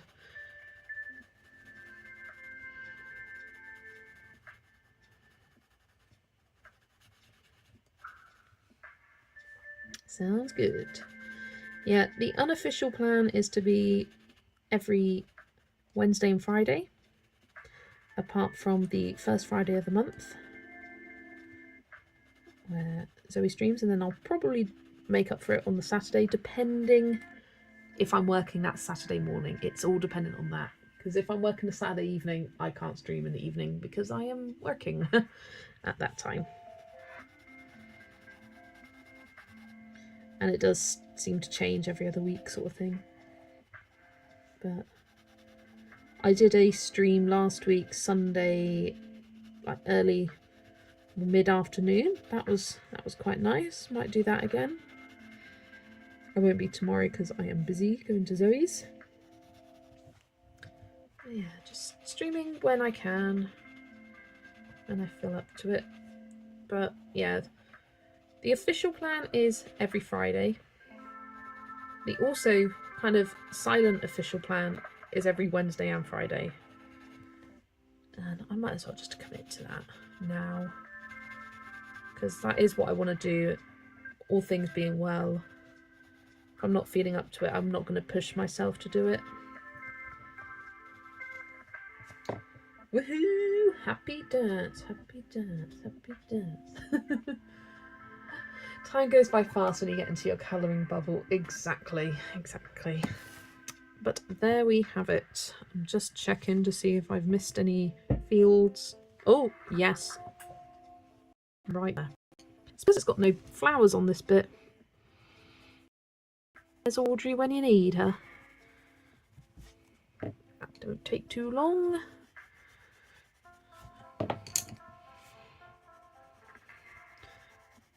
Often I find just looking back at your picture as a whole makes you realise that you've missed places. It's not until then that you see those bits, because when you're focusing on specific areas, you don't notice them as easily. But there we go. I am leaving it there tonight. This area looks so rubbish compared to those grass areas. But I'll do another layer of pencil and it'll be fine. Yeah, really enjoyed colouring this page with you all tonight. I really enjoyed chatting with you all. Page is looking great. Thanks, Whitney. Yeah, I am going to head off to bed now. It is 10:30 for me. I need some sleep. Yeah, thank you all for joining me. And I hope to see you in another stream soon, probably a Wednesday evening. Thanks for watching, and I'll see you next time. Bye!